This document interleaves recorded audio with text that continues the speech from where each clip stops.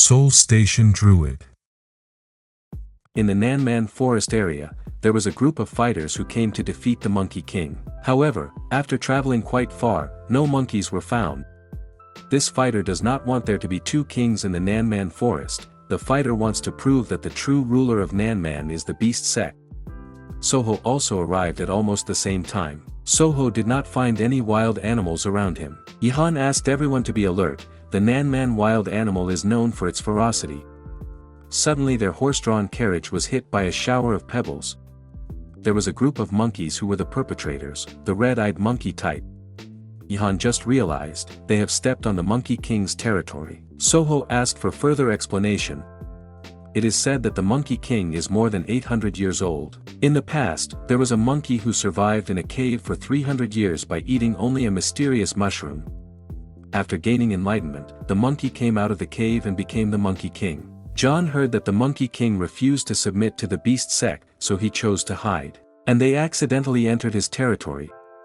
Jihan also said that this Monkey King could talk. There were many witnesses who saw it. Soho was very interested, wanted to immediately tame this Monkey King.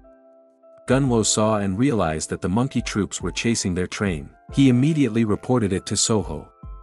Soho sends rabbits and black bears to block the monkey army. Soho realizes that Baekgu is also involved. Baekgu comes with a new message. Even though Soho has sent reinforcements, they are still unable to solve the problem. The guild members ask Soho to return to lead his troops. They also need additional defense troops to guard the outer Soho area. Soho understood, it was useless to add new animals if there was no one to lead them, and Soho also couldn't give orders from afar. In addition, the orc troops have also broken through the crocodile's nest, and entered the Soho area. Soho's presence is very much needed, so hurry home before everything is destroyed. Soho started thinking about a solution to the emergency in its area. The rabbits and black bears had a hard time facing the monkey army. Soho concluded that the strength of these monkeys was equal to a first-level master. The monkey army continues to monitor the movement of the horse-drawn carriage in Soho, until finally Wang Il was caught and taken away by a troop of monkeys. Soho immediately moved quickly. Soho had flown into the air, asking the white snake to protect Gunwo and the others. The monkey army has amazed Soho so much, so Soho decides to subdue the monkeys in order to solve the problems in his area. Soho immediately saves Wang Il, who almost loses his limbs.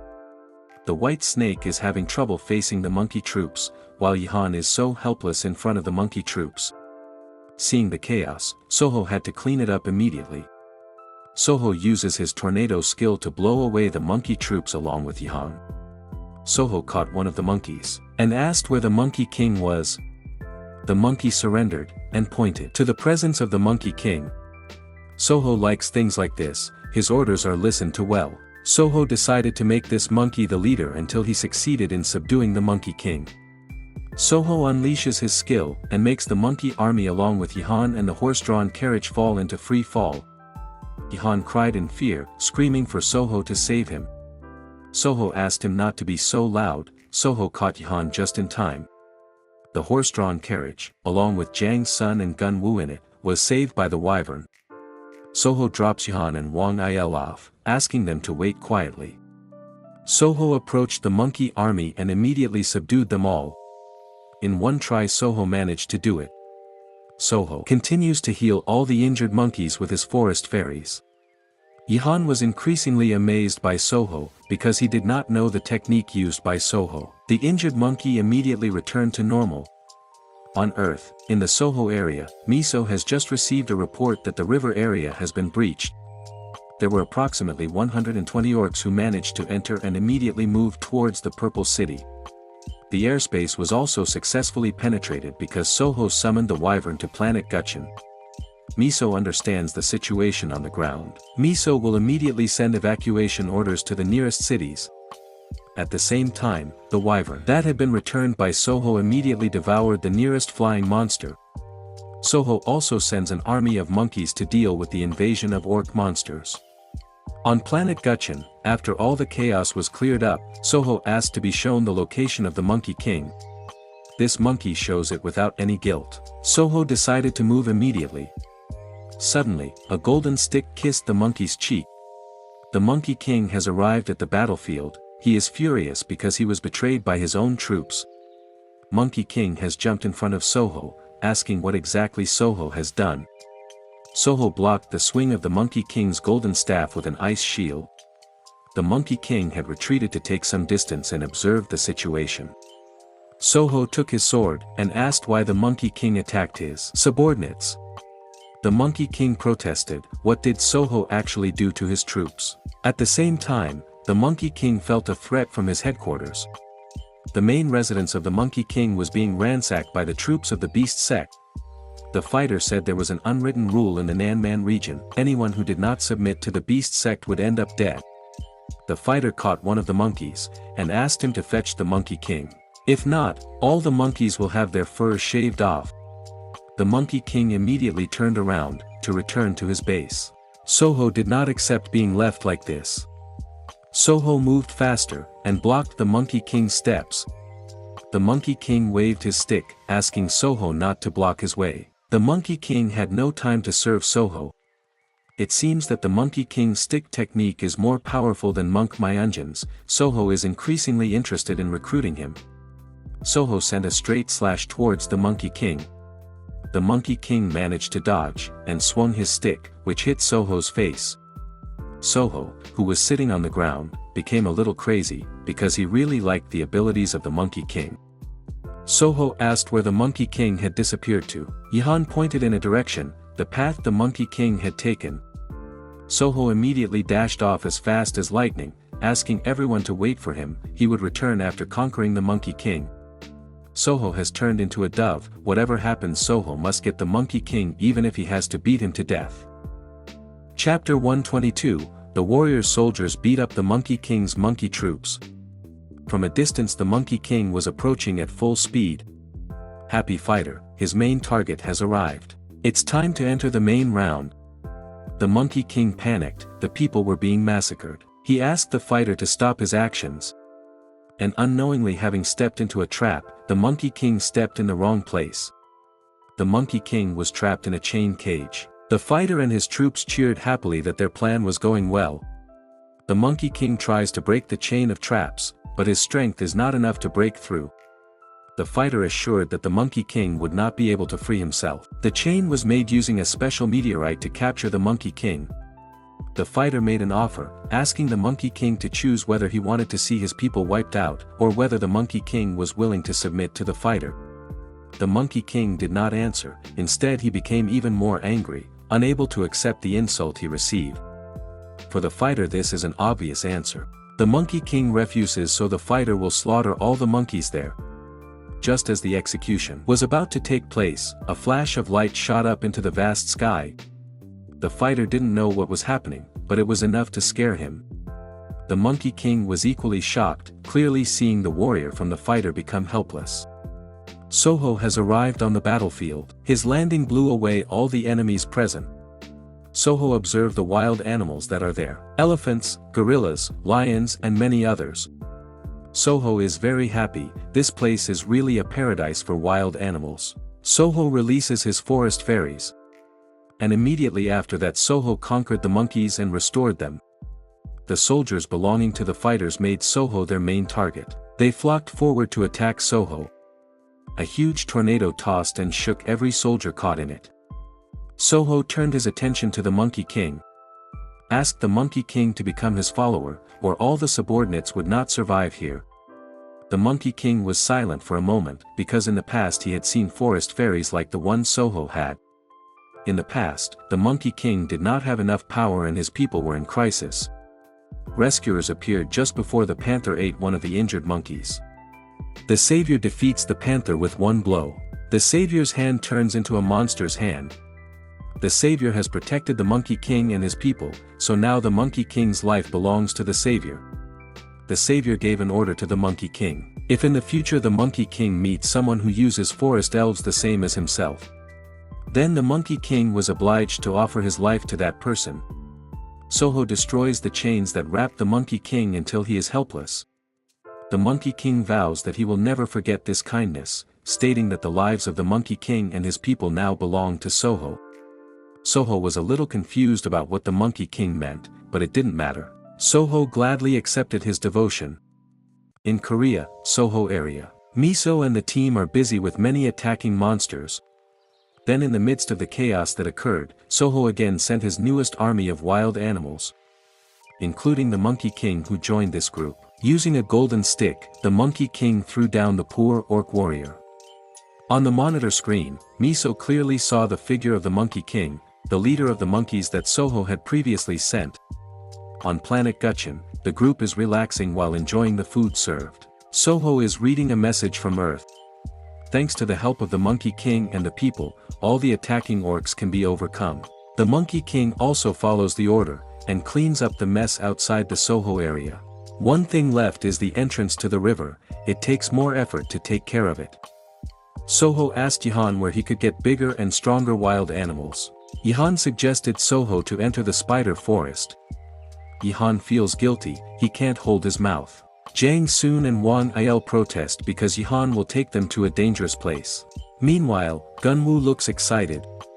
Moving to the Muram Alliance camp. An impromptu meeting is being held there. The Alliance members don't understand why the Blood Demon are targeting the leader of the Muram Alliance. They concluded that this Blood Demon was paid by the forger of thousands of swords to take revenge. The target is not only the leader but also the entire Muram Alliance. They must prepare for the worst. Grandpa Nam believes that the Blood Demon is also working with the leader of the Beast sect. So Grandpa Nam doesn't want to take any rash action that could have fatal consequences.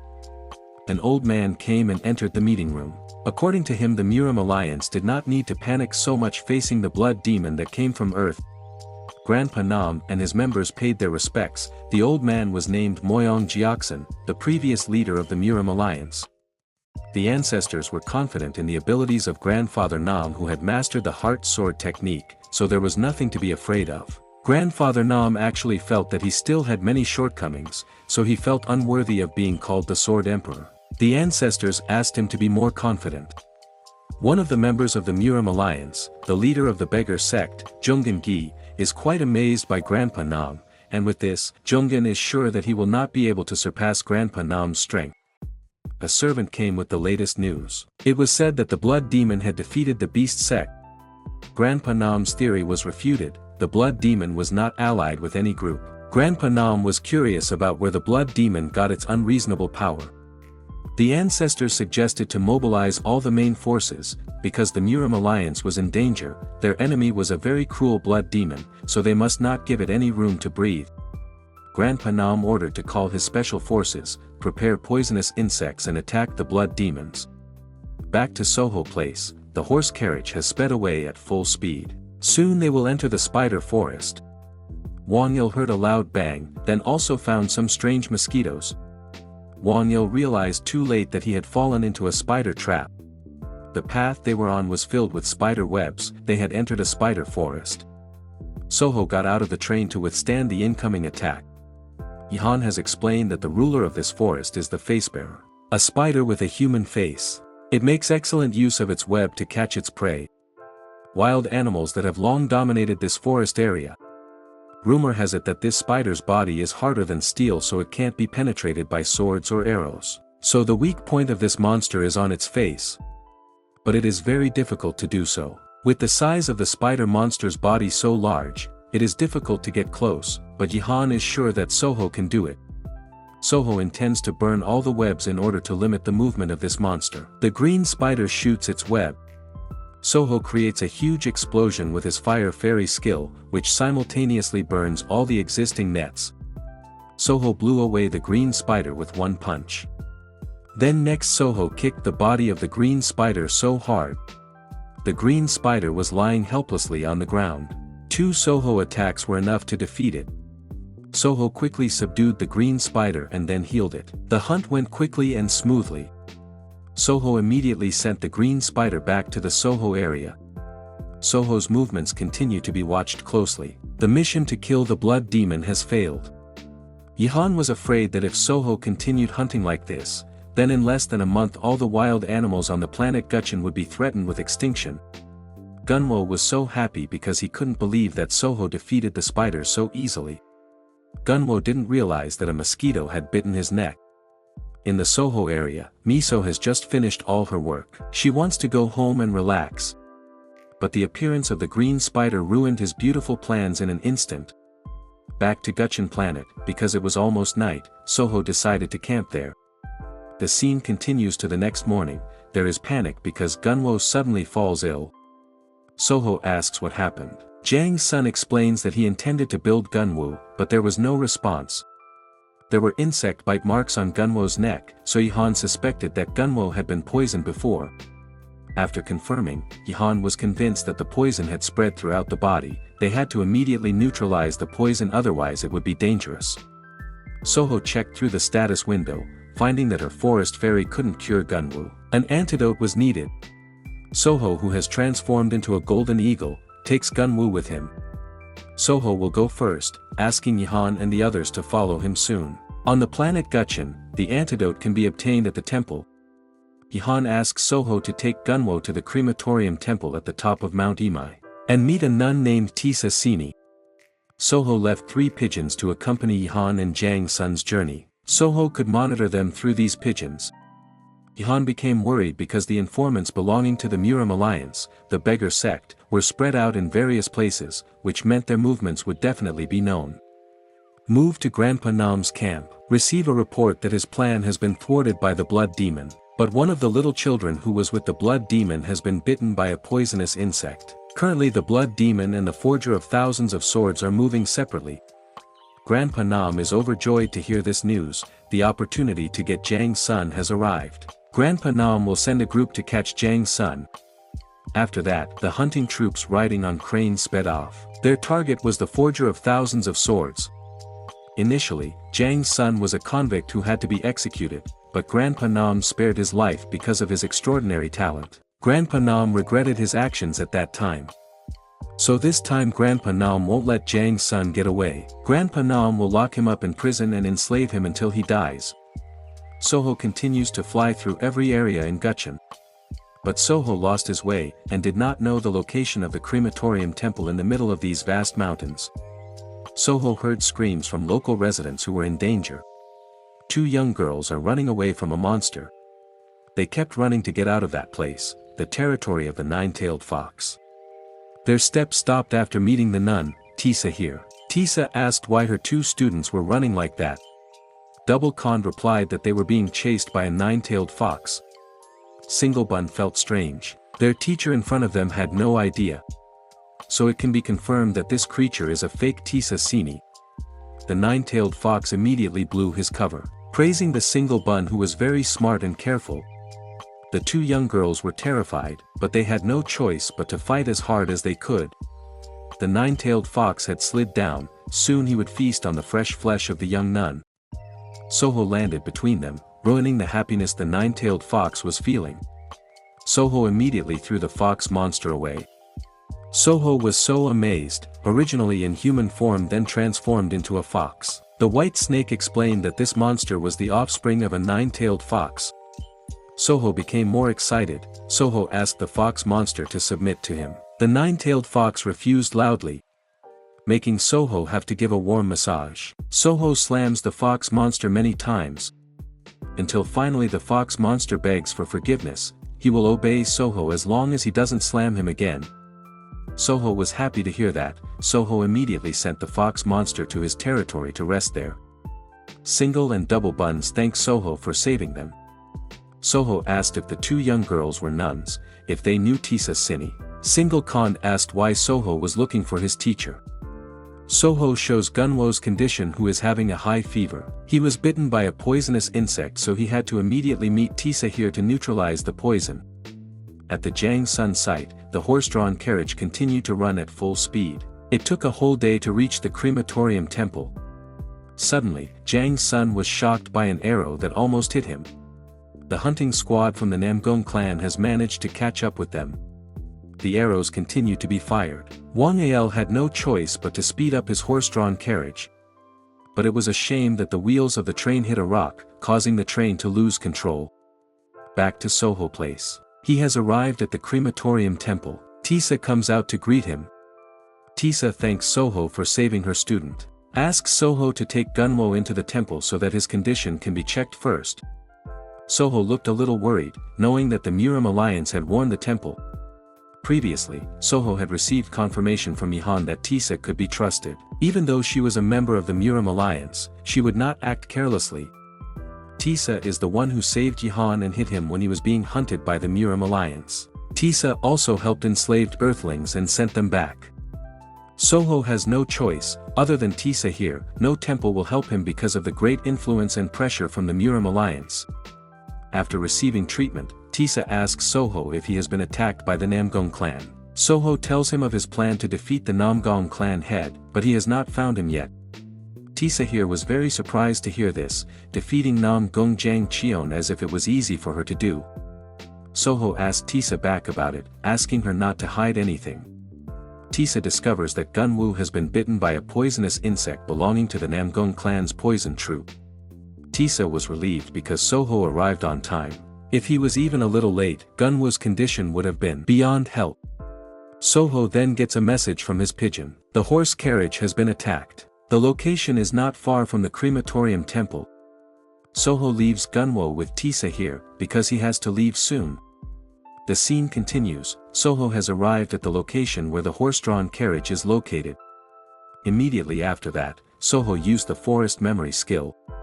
Soho could see Wang Il who was shot by an arrow in his shoulder. Then Jang Sun who had been caught and taken by the hunting squad. Soho continued to use his tracking skills, to find out the position of Jang Sun and the others. There were many footprints there, and someone was hiding behind a rock. Soho found Wang Il helpless. His injuries were quite severe, his shoulder was injured, several ribs were cracked, and his right leg was broken.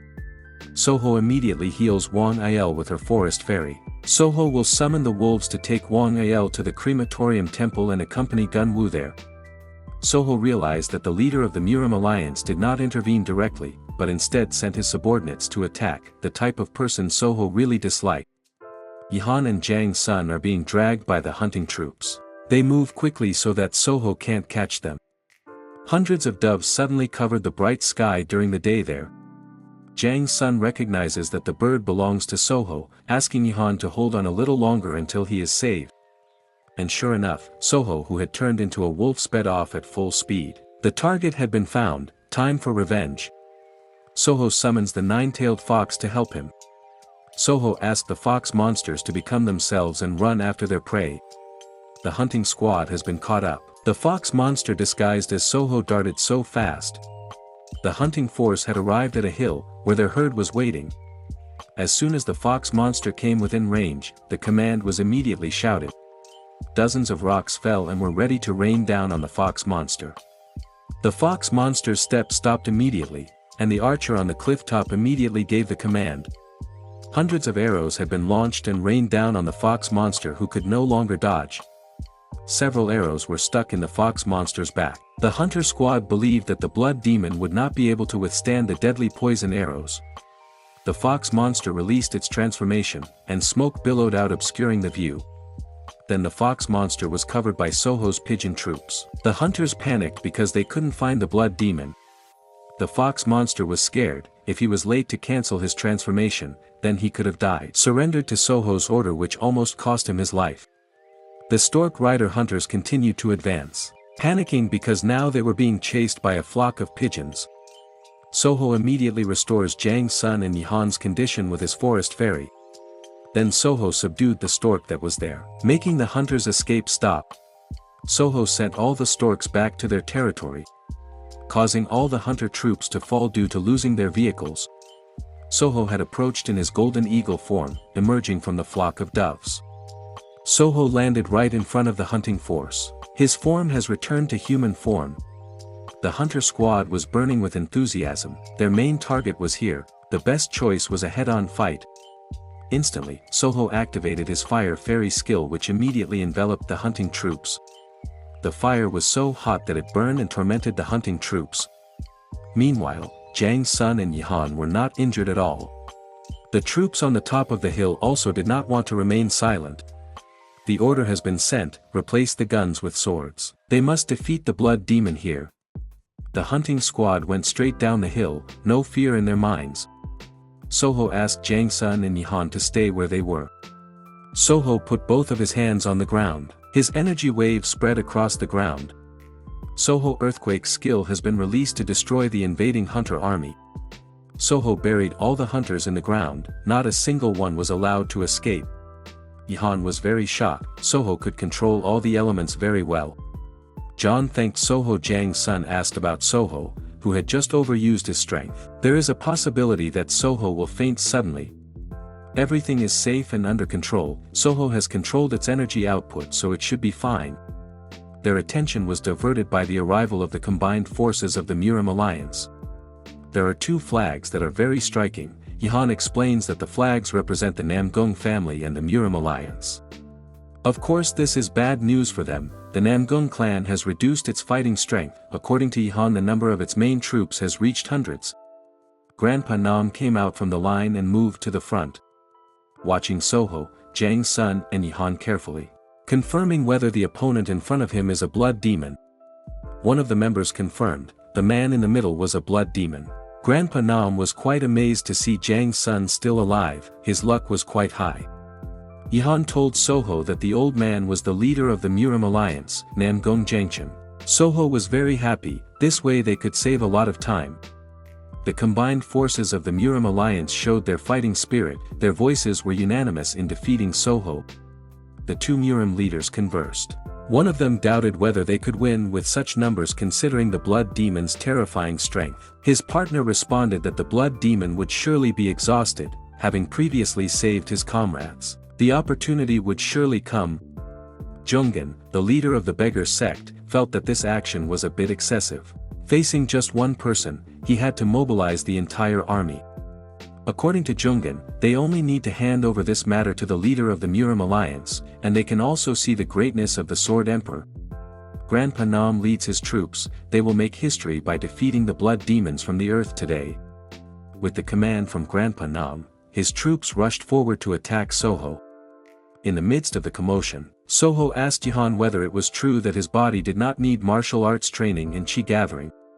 Jihan was sure of this. Soho didn't need any training when the universal energy was in his grasp.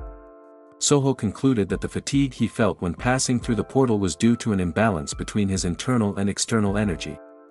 In the status window, Soho's power harmony level is at 93. The amount of natural energy reaches 9,342, and the remaining energy that can be used is 4,672. Since the beginning of having harmony stat, there is a different energy that Soho gets after killing monsters other than dimensional energy. Previously, Soho could not understand it at all, but now, Soho has clearly understood its power. By taking deep breaths, Soho can get additional energy that he can use, and his natural energy is reduced. Jiang's son also finally understood that from the beginning Soho was a master with terrifying power, but he still needed an understanding of martial arts to record his achievements in historical evidence. Even so, Jihan was a little worried because Soho just stood still when hundreds of enemies had advanced to attack. Soho gets enlightenment. The power of harmony allows Soho to absorb the natural energy around him, and turn it into his own power. The power of harmony is one of his skills. Soho takes his sword. Soho will try to apply his theory, by channeling natural energy into his sword. Soho sent a full-powered slash towards the Murim Alliance troops, who managed to disrupt the ranks and slaughter many troops at once.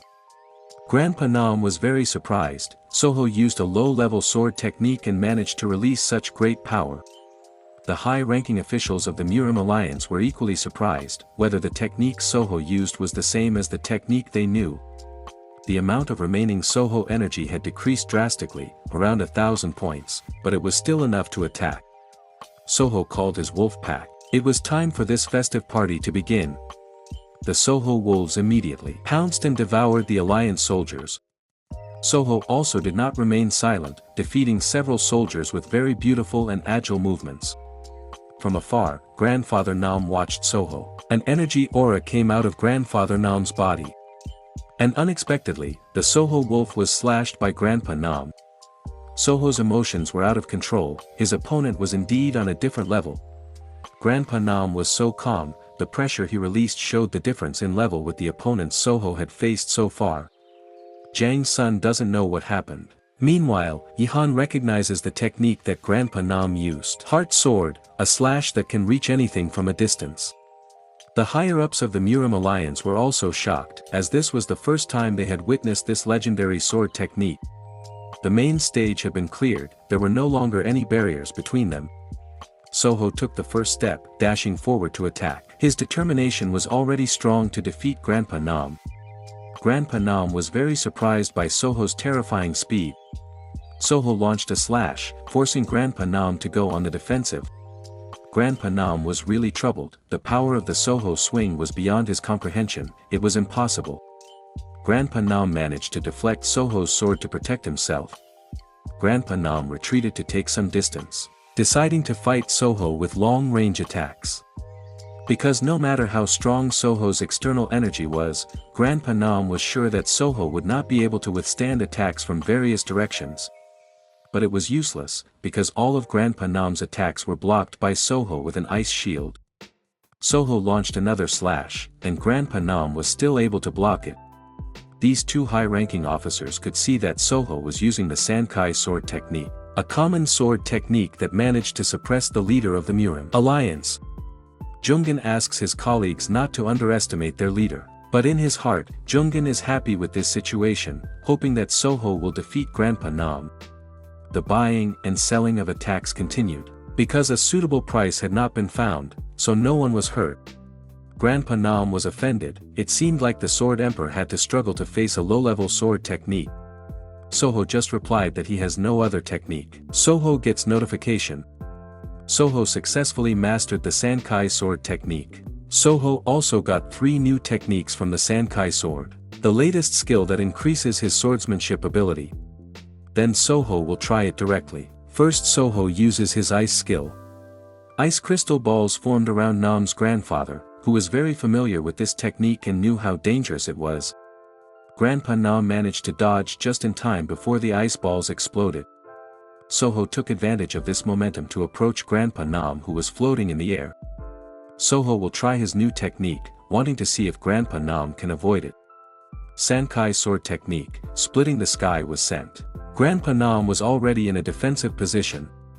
But Soho's slash cut his sword and managed to give a fatal wound to Grandpa Nam. Han couldn't believe that Soho could get such a high-level technique in the middle of a fight. It seemed that Soho got enlightenment after fighting Grandpa Nam. Grandpa Nam fell heavily to the ground. Soho's one attack completely rendered him helpless. Soho comes back closer to deliver the finishing blow. Suddenly smoke billowed into the air, blocking the view of Soho. Soho lost track of Grandpa Nam, can't be found around him at this time. The Murim Alliance troops approached Soho, intending to give Grandpa Nam time to escape. Soho was emotional because his duel was disturbed. One swing of Soho's sword destroyed the swords belonging to the Murim troops, followed by a straight thrust that toppled the entire army that blocked his path. Once the smoke cleared, Soho discovered that Grandpa Nam and his Murim Alliance had escaped. Jungin decided to withdraw his troops. With the defeat of Nam's grandfather, the fall of the Nam Gong family's main forces, there was no guarantee of victory in the battle. The main target of the Blood Demons is the leader of the Murim Alliance. They must retreat in order to maintain the survival of the Murim Alliance on the planet Gutchen. Jang Sun also asked Soho not to hunt down the other Murim Alliances. If they were completely wiped out, then the Mammon monsters would rule planet Gutchen, and could possibly attack Earth. They should focus on the Namgong clan. Soho understands the situation and agrees with Jang Sun's opinion. So where did Grandpa Nam go with his serious injury? Han could guess, Grandpa Nam wouldn't go far. There was only one place that was his main destination. Han will take Soho to that place. Move to the main house of the Namgong clan residents. Grandpa Nam returned home, his condition was very chaotic. In the midst of the severe injuries he received, Grandpa Nam forced his body to use body lightning techniques to escape. Nam's family servant immediately helped Nam's grandfather, who was no longer strong. Nam's grandfather asked to be taken to their historical evidence. Unlike other historical evidence stones, this artifact only exists in 2 places on the planet Gutchen, one in the Mammon domain, and the other in the Nam Gong clan's territory. This historical evidence is much larger and different from the historical evidence in each extended family. All actions will be recorded as history and will receive blessings based on the achievements obtained. Can heal serious wounds in the eyes. Can even get an increase in internal power. Even though the conditions are a little different because Grandpa Nam has just lost, the merit he has gained should be enough to heal his wounds. Grandpa felt something extraordinary, like being reborn. Not only did his wounds heal, but it also strengthened his inner strength. Even though Grandpa Nam's best achievement was to conquer the monster Mammon, then he was defeated by Soho. Then what caused him to be able to get such a big blessing? Grandpa Nam remembered his past story. Once when he was still a child, Nam's grandfather asked his grandfather for permission to join the upcoming war. The grandfather allowed it as long as Nam's grandfather could scratch his grandfather's robe with a sword. Nam's grandfather was so confident in his abilities, and wanted to prove it. But in reality, Nam's grandfather was so helpless in front of his grandfather who at that time had reached the realm of Sword Emperor.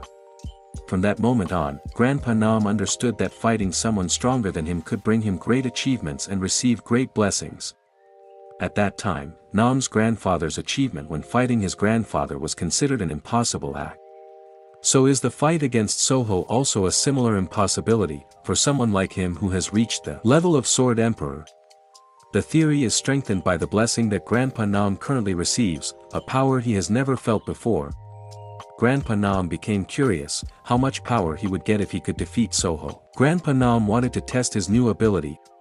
Jiang Sun appears there, and asks why Grandpa Nam is so cruel to him, even though Jiang Sun has fulfilled all his requests. Grandpa Nam exposes Jiang Sun's sins, seducing a noble woman and marrying her and having children, escaping from the supervision of the Namgung clan and many others. Jiang Sun then asked why his wife and child had to suffer such severe torture. Grandpa Nam explains that everything is because they are connected to Jiang Sun. Grandpa Nam feels that Jiang Sun does not regret his sins, instead he cooperates with the blood demon, in order to avenge his revenge. This time, Grandpa Nam will finish Jiang Sun once and for all. A sword swing was sent out, and it cut Jiang Sun right in the neck. But it turned out that Jiang Sun was just an illusion. Grandpa Nam immediately shouted and called the blood demon to come out. Soho happily showed himself, it was time for them to end this fight. Grandpa Nam will also do the same. Blood Demon has caused great chaos on the planet Gutchen and claimed many victims. Blood Demon must accept his judgment. Grandpa Nam felt a great power flowing through his body, believing that this attack would injure the Blood Demon. Grandpa Nam focused his inner strength on his sword. Then unleashed a full-force attack towards Soho, confident that this attack would destroy the Blood Demon. Grandpa Nam still doesn't know the results, the position of Soho is still covered by the evaporating smoke. Soho managed to withstand the attack of Grandpa in his wolf form. Soho immediately shot forward to attack Grandpa Nam. Soho's sword thrust again injured Grandpa Nam's left shoulder. Even though it's just a normal stab, it still causes excruciating pain. Grandpa Nam couldn't believe it, he had just gotten a power boost and became stronger than before. Soho returns to his human form, introducing his sword called Goksong, made by the forger of thousands of swords that flows all his regrets. Soho stabbed him again with his sword, and asked Grandpa Nam to remember the pain well. Grandpa Nam has made Jiang Sun suffer by losing his wife and child. Soho asked if Grandpa Nam had any last requests, if there were any beautiful words he wanted to say. Instead of regretting his actions, Grandpa Nam continued to curse Jiang Sun. Grandpa Nam should not have forgiven him a long time ago. Soho didn't give any more time, he immediately slashed to separate Grandpa Nam's head from his body. The head rolled and landed in front of Jiang Sun. While holding back his tears, Jiang Sun thanked Soho. Soho asks Jiang Sun to let go of the burden in his heart and cry as much as he wants because now everything is over. Jiang Sun promised that he would always be loyal to Soho until the end of his life. Soho doesn't care, he is more interested in Grandpa Nam's sword. Soho felt that Grandpa Nam's sword was much heavier and more amazing. Jiang Sun said that he was not the one who made the sword had been passed down through the generations in the Namgung family. Soho was very interested in this sword. Yihan advised Soho to accept the blessings from the historical evidence array, Soho would surely gain many achievements after defeating Grandpa Nam. Soho felt that this stone was different from the previous ones. Yihan confirmed that there were only 2 artifacts like this on the planet Gutchen, and this was also the first time Yihan had seen it in person. Yihan was sure that his grandfather could heal his wounds after receiving the blessing from this artifact. Soho immediately followed Yihan's advice. Soho received many new titles after defeating various existing masters. Soho got the hidden title, the Absolute, because it was not defeated even once. Soho also gets an increase in internal energy, the energy used is also restored.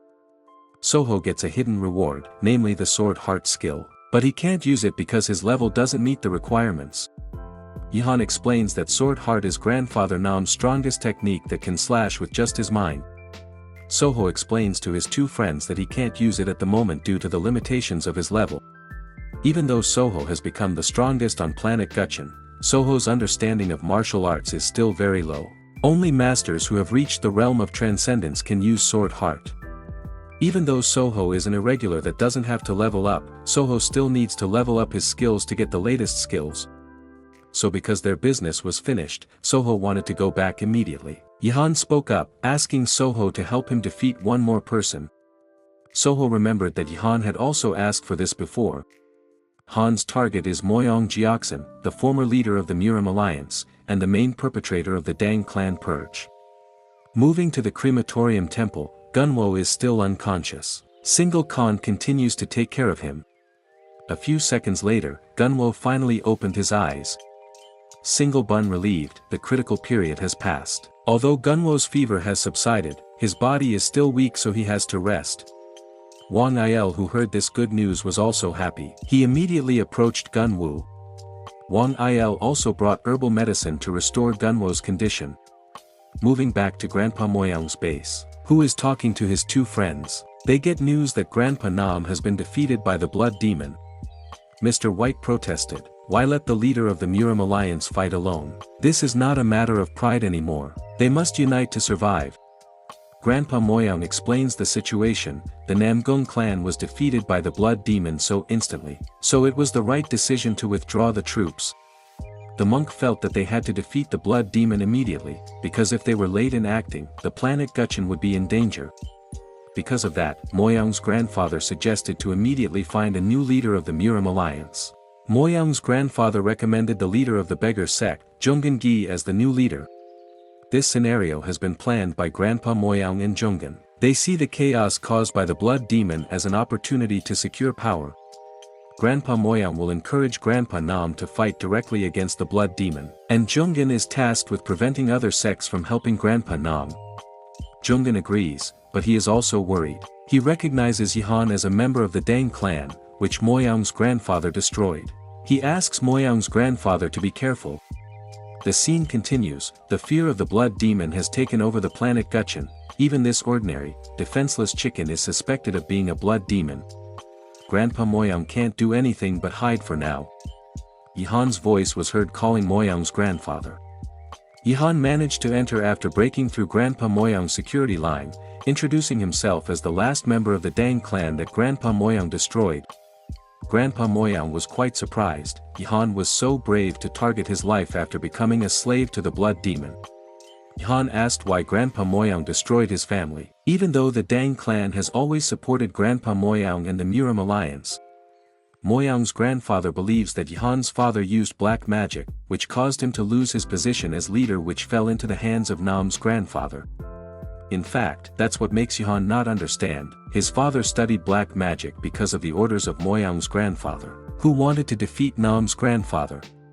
Grandpa Moyang doesn't care. Yihan has now also committed a great sin by working with the Blood Demon. It is only right that the Dang family be burned to the ground.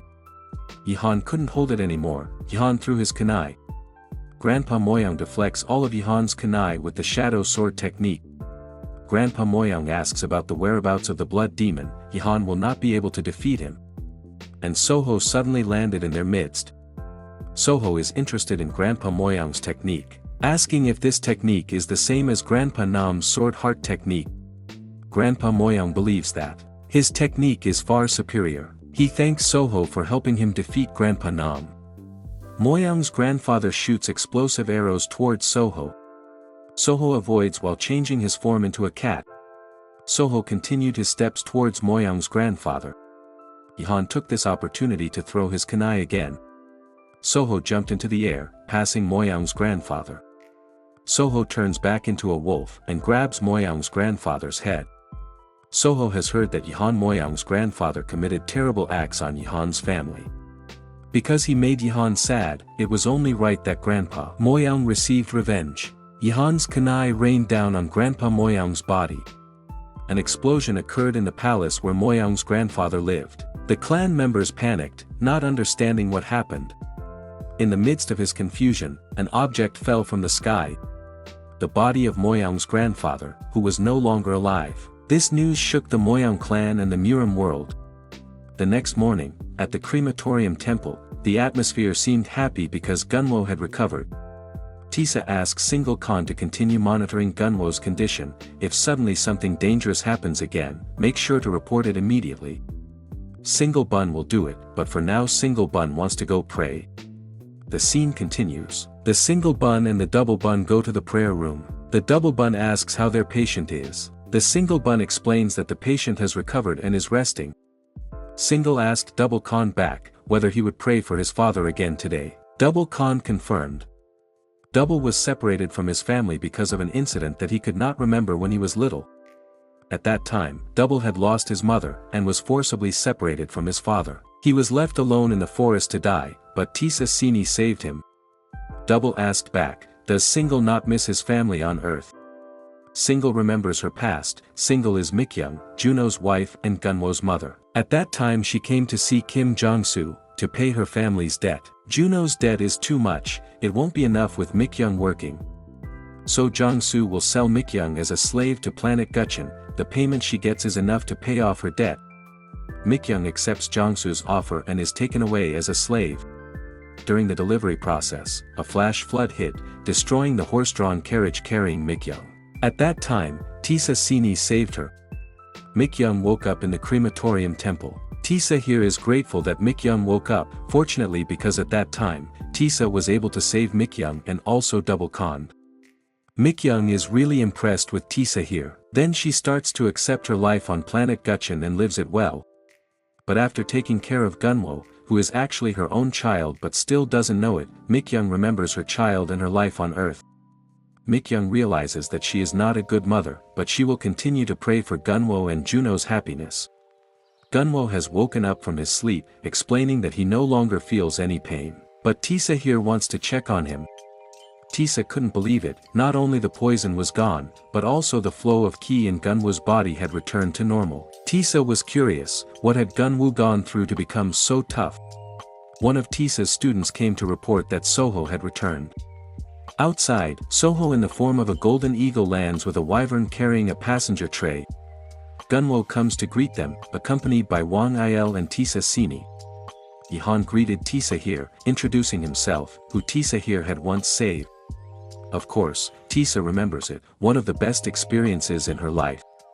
Jang Sun feels that they should return the favor to Tisa here for saving Gunwo. Soho also gives so many meteorites.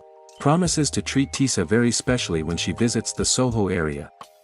Tisa asked Soho not to hesitate, it was only natural for him to help, praying that Soho's trip would be safe. Finally, without wasting any time, Soho immediately moved to return to Earth. A student asked Tisa here, the man beside Soho was previously a forger of thousands of swords, doesn't that mean he is the father of one of the students there? Tisa asked not to continue anymore. Tisa just hopes that if the bond of fate still remains, then they will definitely meet again. There was an intruder listening to their conversation, it seemed the peaceful conditions would not last long. In her place, Double Bun prays to be able to meet her father again. Is she the daughter of Jang Sun Pil? At the same time, at the Beggar Sect headquarters, Jungin Gi has officially become the new leader of the Murim Alliance. Receiving many congratulations, Jungin mourns the passing of the pillar of the Murim Alliance, Moyoung Jioksan. Jungin also wants to avenge the previous leader of the Murim Alliance, Namgung Jang Cheon. For the honor and pride of the Murim world, the intruder who was previously at the crematorium temple has arrived at the scene, reporting that he has important information. The daughter of the smith of thousands of swords is still alive, and is currently hiding in the crematorium temple, under the guard of Tisa Sini. Jungin was very surprised. This was good news. A valuable information that could be very useful. Soho has come close to a dimensional portal, which will take him back to Earth. The passengers who were flying with him were ready. Jahan reminded Soho to be careful not to faint. Soho also entered the dimensional portal, and at the same time in Japan, Soho came out from inside the portal. Soho did not faint, even his condition was very normal. It seemed that the training on planet Gutchin was successful. Soho felt that there was a great shock and wave that shook the surface of Tokyo City, making urban buildings and the environment around the portal have been destroyed.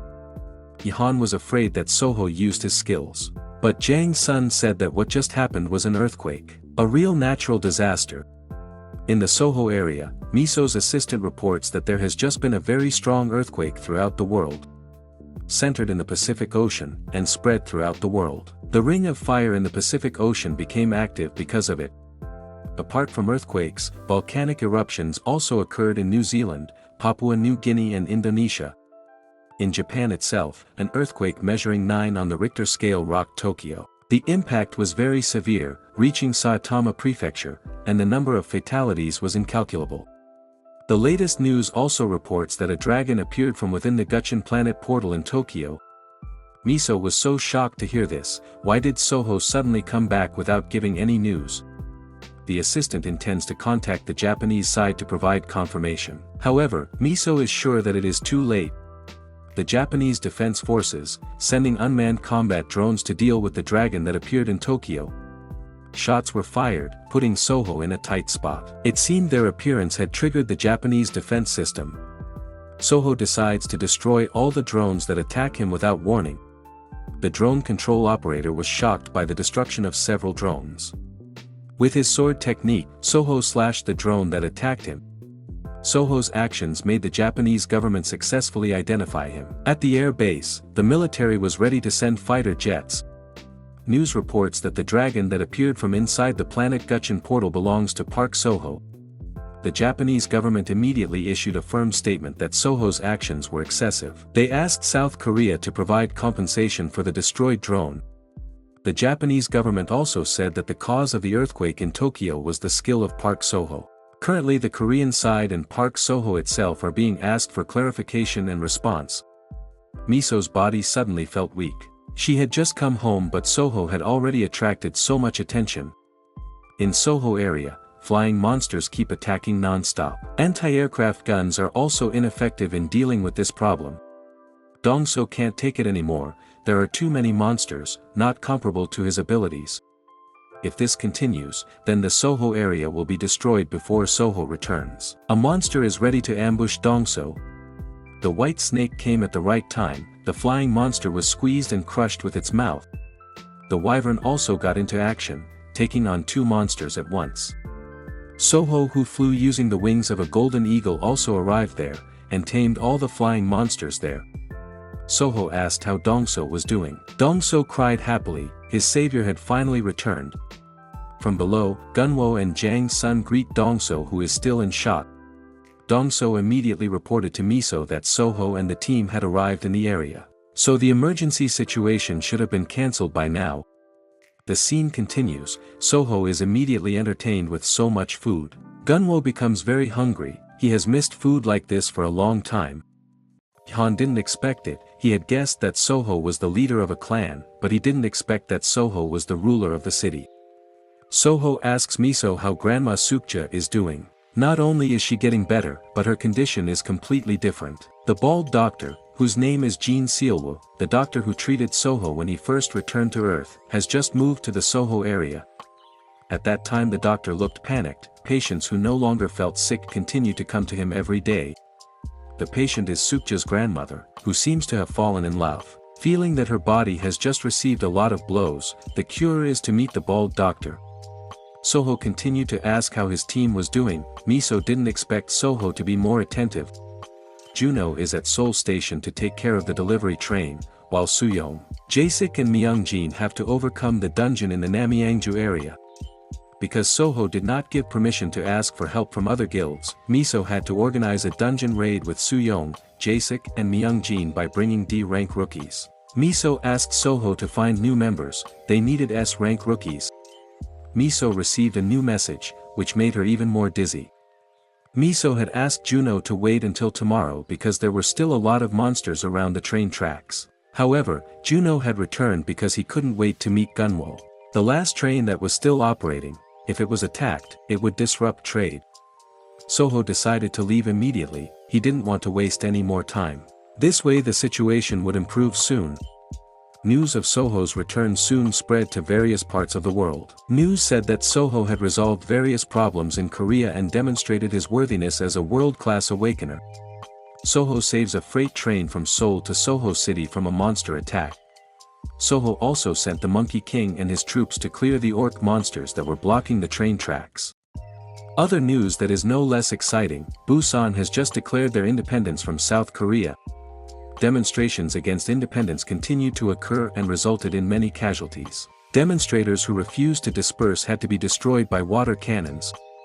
Other news, mysterious monster appears in Japan. This monster comes out of the sea and is ready to colonize Japan. At the president's office, the head of state has confirmed that the mysterious monster has not landed in Korea. The president is in the process of establishing a defense cooperation agreement between Seoul and Soho City. The president asked his aide to announce this news to the people. At the same time, Soho is also checking its contract. Defense cooperation contract. If level 7 dungeon appears in Korea, then Soho must deal with it. Soho must also share its dungeon raid footage. Miso felt something strange from Soho. Did something happen on planet Gutchen? Soho suddenly suggested this collaboration. So Miso suspected that something had changed from Soho. If cities like Busan, Seoul, and Jeonju disappear, Soho will not be able to enjoy the culinary specialties of those areas. Miso didn't ask any more questions, confident that the Korean people would be happy with this cooperation. Soho is still thinking about their team's condition. As Miso said before, they lack members who are able to handle the appearance of the dungeon. Soho asks what he should do. Moving to the Namyangju area, Soyeon, Jasik and Myungjin had just finished their raid. They were so exhausted. There were still 15 more raids left. They decided to rest for 10 minutes, then after that they went back to raiding. Unexpectedly the dungeon just disappeared. Did they miscalculate? The operator reported that Soho had completed the remaining raid dungeons. After completing 15 raids here, Soho immediately flew to another place. Suyeon was emotional. Soho just left without meeting him. Really disappointing. Moved to the United States, to the city of California, located in the Los Angeles City Hall building. LA Mayor Howard looks very pleased. His plan to take over the American military satellite is going smoothly. Eastern America must be in trouble. At first Howard wasn't so sure, but suddenly Hiro came to him, giving him many predictions about the future. Some time before, Hiro, who arrived in America, met Howard at his residence. Hiro comes to make a tempting offer. Howard will control the entire western part of America as long as he helps Hiro. The United States is currently divided as 50 states declare independence. Hiro believes that becoming mayor is not Howard's ultimate goal. Hiro's notebook will help Howard become president of the western United States. Howard is interested in this offer. If Hiro is indeed a regressor as rumored, then becoming president is not just a dream. Howard asks what Hiro wants. Hiro asked for asylum. Hiro also asked not to interfere in his actions, and not to look for him. Hiro would regularly meet Howard to share useful information. A few moments later, Howard threw a party for his successful takeover of the satellite. Hiro, who was also present at the party, did not expect that there would still be humans who could party in the midst of chaos. Mayor Howard came to meet the invited guests. The main star of tonight's party. Howard stated that his success in taking over the satellite was also an achievement for the entire western part of America. They could begin to dominate the eastern part of America. Hiro was pleased with Howard's speech just now, which was in accordance with the direction he had given. Hiro finds his main target, Professor Richard, who has been number 2 under Dr. Toddler. His attitude is unpleasant, but his ability is very great. Hiro will help Professor Richard defeat Dr. Toddler in order to smooth his plan. Hiro handed a blue gemstone to Professor Richard. Hiro did not give further explanation, but asking Professor Richard to research it, Hiro guarantees that the stone will make him the world's #1 scientist. In his heart, Howard wondered, what was Hiro's real goal? Why did he do all this? Back in Korea, the agricultural region of Incheon is under attack by a large-scale goblin army, causing Seoul to experience food shortages. On the other hand, Soho City announced the expansion of agricultural areas in Namyangju area, making the situation force Seoul to rely more on Soho City. Seoul City experienced riots and chaos, resulting in many refugees moving towards the Soho area. Soo-young, who was guarding the entrance, asked everyone to cooperate. Follow the line and queue orderly. Do not break through the forest area because you will become a victim of wild animals. Soo-young finds a suspicious refugee, wearing a hood and covering his body. The refugee is being questioned by officers. Because the refugee does not have any identification, the refugee is not allowed to enter. The refugee is Akiko. She came all the way from Japan to meet Park Soho. Some time later, Soho and Miso chatted with Akiko, who had told that she was in prison because she refused to give information about Okita Hiro's regression stone. Then her prison was destroyed by an earthquake, and Akiko managed to escape. Soho was curious why Akiko was looking for her. Akiko suspects that Hiro has regressed to the past. Miso asks if the notebook about the future is very accurate. Akiko believes it is, but everything has been happening faster since Soho appeared. The officer who monitored through the lie detector machine found that Akiko was telling the truth.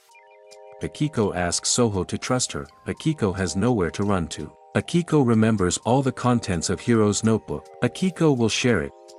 Soho is not interested in future predictions. The most important thing is whether Akiko has the ability to join the Soho Guild. Akiko wants to know how she can prove her abilities. Soho asked what the Soho Guild's weaknesses were. Akiko replied that the Soho Guild lacked elite members. Other than Soho and his beast monsters, there were no strong enough members. Soho asked for a solution. In the notebook, Hiro keeps the names of talented people from Japan and Korea who will become heroes in the future. Hiro gathers members based on these notes. But after Hiro escaped, all of his members were captured and put in a prison ship. Miso knows that the members of Team Hiro are considered the most elite crew members in the world. Akiko was quite sure that if there were 100 people in the prison ship, if she could save them, then she could overcome the shortage of Soho Guild. Soho asked if Akiko knew the location of her ship. Akiko knew the exact spot. With unity and straightforwardness, Miso and Soho accepted Akiko's arrival into the Soho Guild. On the planet Gutchin, on the orders of the Murim Alliance leaders, every slave from Earth owned by a large clan was executed on the spot. Then the Murim Alliance has also sent a group to the crematorium temple to capture the son of the forger of thousands of swords. At the scene, a full unit along with dozens of troops have arrived at the crematorium temple. Tisa here is asked to hand over the daughter of the forger of thousands of swords according to the orders of the leader of the Murim Alliance. Tisa, who read the letter, was very surprised. All this time, the daughter of the smith of thousands of swords had been safely hidden. Why only now? Tisa was sure that while she was busy taking care of Gunwo, there was an intruder who managed to hear their conversation. Tisa goes out to meet the unit leader. Asks what they will do now. The chairman said that all the inhabitants of the earth, especially the Koreans, must be brought for the sake of the peace of the Murim world. If Tisa here refuses, she will be branded as a traitor and the main enemy of the Murim Alliance. Tisa will cooperate with the chairman, but Tisa puts forward a condition. The chairman does not mind. The princess who forged thousands of swords has a unique blood pressure disease.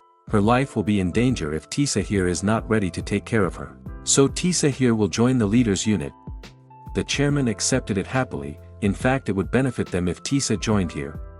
Elsewhere, Jungin-gi has received a report about Tisa's terms. Even though it will be troublesome, they have no choice but to accept it. The daughter of the forger of thousands of swords will be taken hostage to make the blood demon pay for all his actions. The new leader of the beggar sect, Jong-gi, will follow all of Jungin's wishes. Jong will dig up information from the earth slaves and look for clues about the whereabouts of the blood demon. Jong immediately moved to get information about the Park family. The tortured slave said that there was a Park family from Miryang.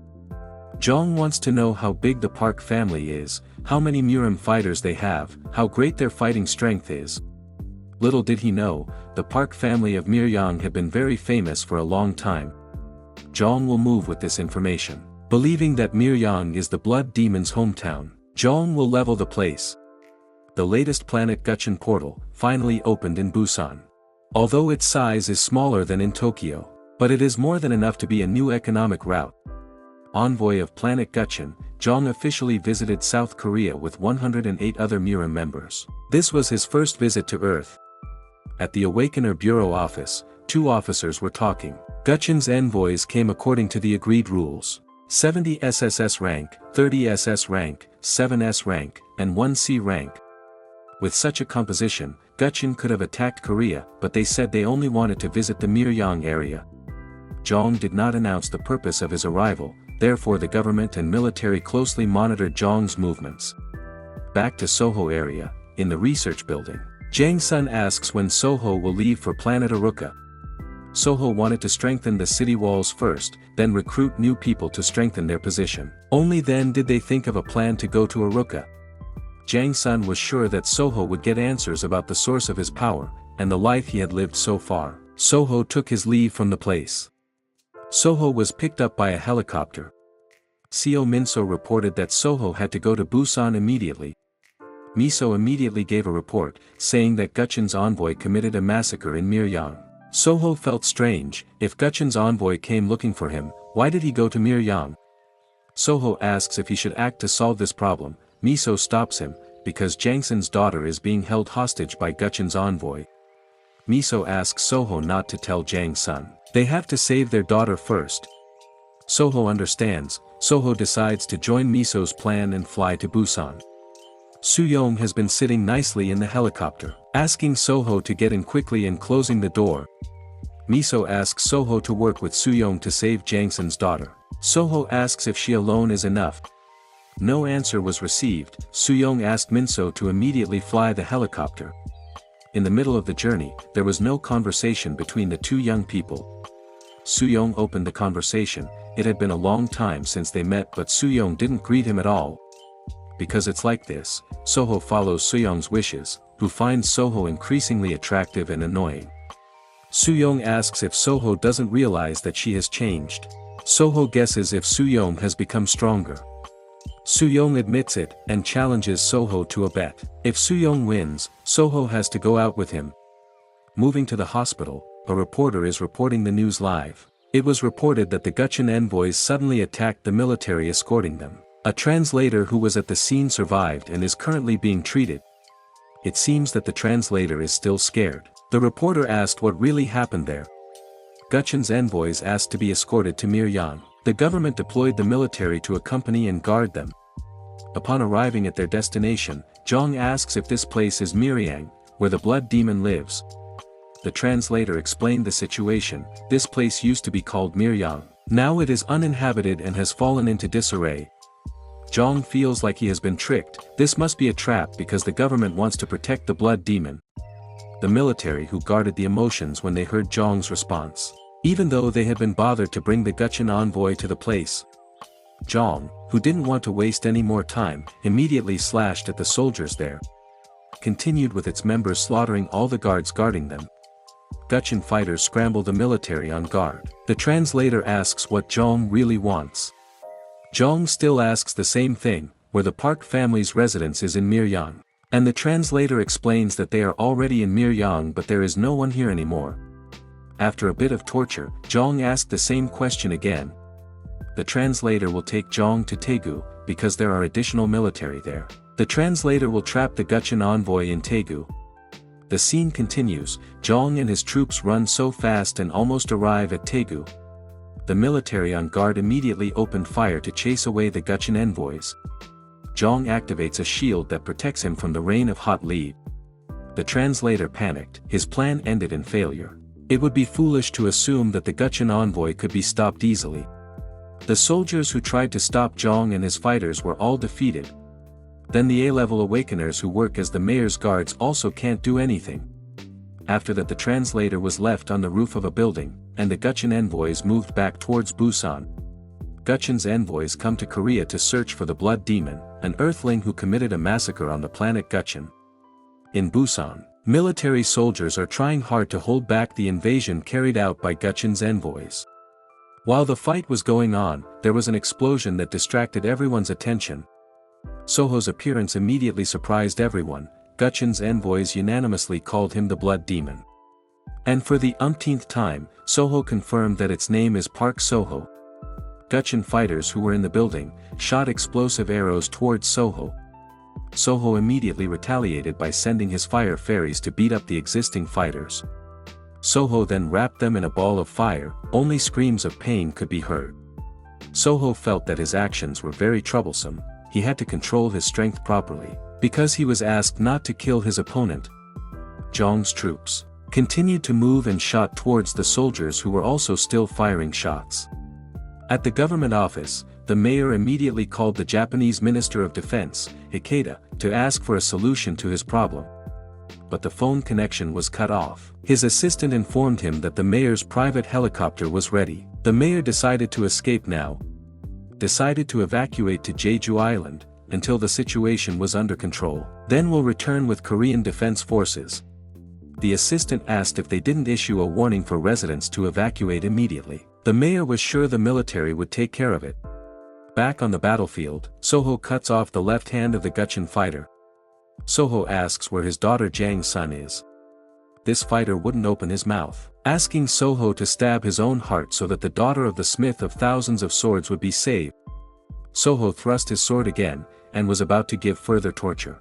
But the fighter was not afraid. Soho's actions would not make him open his mouth. Because he didn't get an answer, Soho slashed the fighter, enough playing around. At the top of the building, Zhang contacted his subordinates. If he was unable to defeat the blood demon, then Zhang asked his subordinates to slaughter the blood demon's family, starting from the daughter of the forger of thousands of swords. His subordinates understand and pray that Zhang will succeed in completing his mission. From inside the helicopter, Su-yong uses his skills to hear all the conversations that are taking place. Hearing the Gutchin fighter who wants to kill Jangsun's daughter. Having found their location, Su-yong decided to move. Su-yong jumped from the helicopter. In the hotel, Tisa asked Jangsun's daughter, Chui, how it felt to visit her father's hometown. Chui really liked it. It was full of light and very beautiful. When they are separated, Tisa asks Chui not to forget to take her medicine. Chui asks if Tisa is not coming with her. Previously, Tisa had asked Chui to give her handkerchief to the hotel staff. The hotel clerk found a message on the handkerchief. Tisa asks to contact Soho. The life of the daughter of the smith of thousands of swords is in danger. Zhang's subordinates barged into the room. The situation was getting more dangerous. They didn't have much time left. Tisa asks Chui to stay away and take the medicine. Tisa also asks why the subordinates suddenly ambushed her like this. The order to kill the daughter of the smith of thousands of swords has been issued. They will execute her. Tisa takes her sword. With her strength, Tisa will not let that happen. The subordinates immediately attack Tisa and keep her busy. Tisa won't be able to guard Chui alone. One of the fighters sneaks up and approaches Chui to attack him. Su-yong appeared at the right time, stopping the fighter in his tracks. Su-yong said that he was Soho's envoy, coming to save Chui. Su-yong turns into a bat and finishes off the fighter. Tisa asks him to leave with Chui immediately. Su-yong continued to wrap Chui in a bat and then took her back to the helicopter. Afterwards, Su-yong immediately reported that Chui, Jangsun's daughter, had been saved. Jang's son, who found out too late, finally cried happily. Miso was also relieved that the mission went smoothly. Chui cries and begs Su-yong to save Tisa here. Soho has slaughtered many Gutchin fighters. Miso reports that the target has been secured and Jangsun has confirmed it. Soho didn't expect Su-yong to get stronger after being bitten by the vampire that time. Now there are two mixed blood people in the ranks of his members. Su-yong and monk Myung-jin. Previously, when Soho checked Su-yong's sword with Jangsun, Soho said that Su-yong was bitten by the vampire queen. Jangsun understands. He has found an unnatural mutation in Su-yong's body. Soho asks if it will be dangerous. Jangsun finds out that Su-yong's ability can prevent mutations, but Su-yong will no longer be able to use this sword, which is specifically designed to cut non-human creatures. But this is not a big problem, because Su-yong will get great abilities from his vampire virus. With this fact, Soho realized that he had lost the bet from Su-yong. Soho's life would become troublesome. Soho asks Miso if she can finish off all her opponents now. Miso explains that the Gutchin fighters are targeting government officials, and Soho is allowed to clean them all up. Soho sends all his pets to defeat every fighter he meets. Miso can breathe a sigh of relief. The hostages have been rescued, the Gutchin fighters are being exterminated, finally the difficult times can be passed. Miso asked Minso when they would arrive. SEO Minso replied that if they hadn't left yet. Suyeon went back down. Miso suddenly jumped from her seat, asking what happened. Suyeon returns to the hotel, to save Tisa here. This was too risky. Suyeon's actions were extremely dangerous, his opponents were master-level Murim fighters, and there were many of them. Minso explains the situation. Chui threatens, if he doesn't bring Tisa here, then Chui will commit suicide. Chui held the knife and pointed it at his own neck. Jang-sun panicked. Why did his son act irrationally like this? Miso had a headache. Miso tries to ask about Suyeon's condition and what he is doing. Suyeon was still flying in the air. What else could he do? Suyeon was forced to carry out this rescue. On the other hand, Busan City Hall, the security guards there have been penetrated by Gutchin fighters. The mayor asked for the helicopter to be flown immediately, it would be dangerous if they were late. Behind him, 2 Gutchin fighters approached very quickly. The pilot immediately stepped on the gas, causing the Murim fighter to be thrown due to the pressure released. The City Hall building is also guarded by a white snake, not letting any fighter escape. The 2 Murim fighters who fell earlier were immediately devoured by the flying monster. Soho gave the command to all his beasts, make sure to finish off all the fighters from Gutchin. From inside the helicopter, the mayor becomes excited after the appearance of Soho, this way Busan can be saved. The mayor gets an interesting idea to maintain his position, asking his assistant to contact journalists from MBS Busan station. Jong monitors the fight from the roof of a building, seeing the chaos that is beyond help. Soho approached and asked, what made Jong come to him? Did he not learn from his previous mistakes? Was the number of Murim fighter victims still not enough?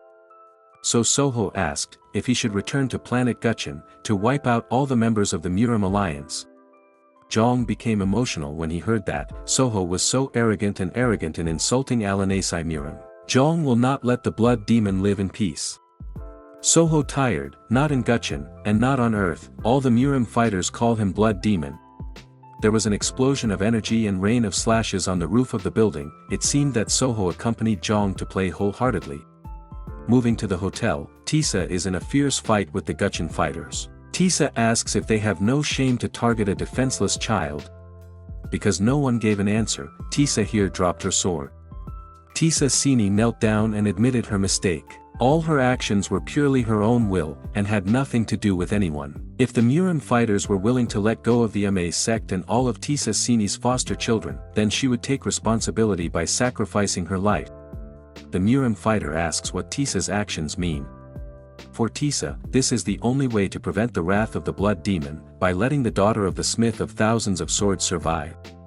The fighter admits that Tisa's opinion is correct. If the blood demon returns to the planet Gutchin because of the death of the princess who forged thousands of swords, then the entire Murim alliance could be destroyed without a trace. The fighter will take full responsibility for this decision, promises that the Ma sect and Tisa's foster children will be fine. But in return, Tisa here must give her life as a sacrifice. Suyeon comes to block the sword swing of the Gutchin fighter. Suyeon's appearance in his hybrid form makes him nicknamed the second blood demon. Suyeon emphasized that Tisa here must not die. Chui said he would kill himself if Tisa here didn't come with him. The fighter is emotional because he is disturbed. Suyeon is asked to leave and not interfere in the affairs of the Murim world. The fighter's slash was swung, but Suyeon disappeared into his bat form. Suyeon explains the fighter situation. Park Soho is currently cleaning up all the envoys from Gutchin. If the Princess of the Thousand Swords, or Tisa here becomes a victim, then Park Soho will turn planet Gutchin into a sea of blood. While there is still a chance, Suyeon asks the fighters to think carefully. The fighters began to speak up. No one wanted to negotiate with the blood demons, besides the blood demons were enemies of the Murim alliance. Suyeon asks the fighters to trust him, and return to planet Gutchin while there is still a chance. Suyeon promises to ensure the safety of planet Gutchin. One of the fighters still refused Suyeon's offer. The words of the demonic cannot be trusted. But his fate ended tragically. He was slashed by his own friend. The decision has been made. Tisa here is not a partner of the blood demon, but but a hero who became a mediator in realizing peace between the Murim Alliance and the Blood Demon. The fighters hope this decision will end the feud that is happening. Tisa here can breathe a sigh of relief. Suyong immediately reports that the situation is under control. On the roof of the building, Soho threw Zhang, who was already badly beaten. Then the Monkey King appeared, giving a kiss from his golden staff. With this, all the commotion that happened is over. Soho can get his peace back. Breaking news: the chaos that occurred in Busan and Daegu, which was caused by the Guchun envoy, has been successfully handled. Busan city officials are working with Park Soho to address the situation. The mayor is taking an active role in addressing the problem, promising that all infrastructure damage will be repaired soon. The source of this problem occurred because of a conflict between the head researcher of the Soho Guild and the leader of the Murim Alliance, who enslaved and slaughtered his family. Father and son, who have been separated for a long time, finally meet again, filled with various emotions that cannot be explained. Soho watched this moment and didn't miss it at all, remembering Soho's first meeting with Juno after 1,000 years.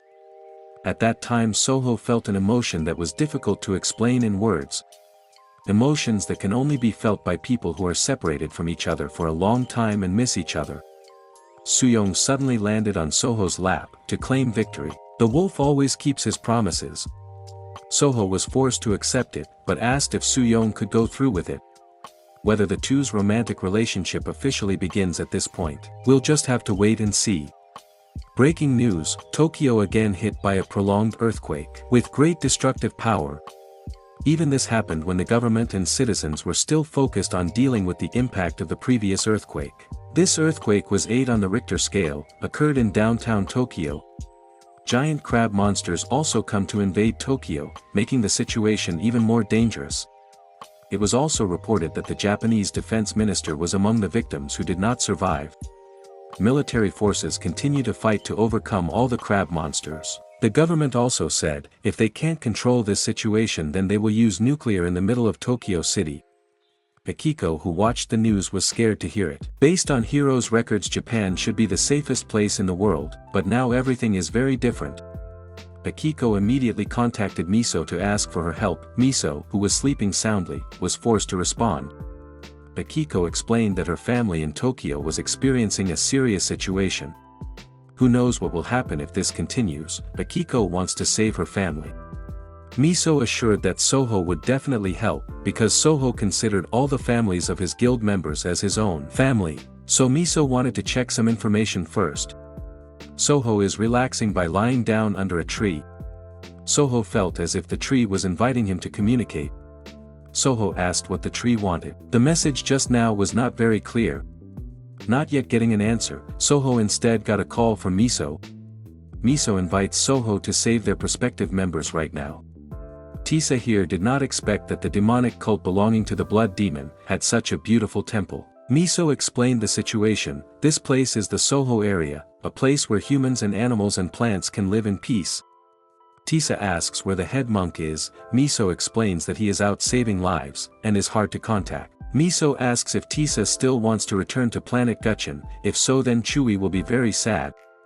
Tisa can't stay here. The current situation of the Murim Alliance is not good. The Murim Alliance has weakened, and the Mammon monsters have started to attack. The situation became very uncontrollable, so Tisa wanted to overcome the problem until it was under control. Miso gives a solution. The problem will be solved if Tisa here establishes a branch of the Imai sect in the Soho area. Tisa asks what he means. When the Imai sect became part of the Soho territory, then the Soho would protect it as a comrade in arms. Not only the Imai sect, but it was possible that the Murim Alliance would get protection from the Soho. Tisa admits that Miso's suggestion is very good, but forming an alliance with the demonic cult is against the rules of the Murim Alliance. So what if the Soho Guild defeats some Mammon monsters to gain trust in planet Guchun? For Miso, it is not a difficult problem. Everything can be arranged. The scene continues. The helicopter carrying Soho has taken off. Soho is moving towards the submarine prison. With Suyong and Akiko, and Miso, who always accompanies us from the control room. Their current target is the Iwami-class aircraft carrier. And right below this aircraft carrier, there is an abandoned submarine that is being used as a prison. Soho and team's mission is to rescue and bring all the Awakeners who are imprisoned in the submarine with their families to the Soho area. Seo Minso said that they were approaching the Japanese defense zone, so get ready to land. Soho opened the helicopter door. It was time for them to leave. Asked Soo-young and Akiko not to be too far from him. Soho had jumped from the helicopter, and immediately summoned a flying monster called Minibun.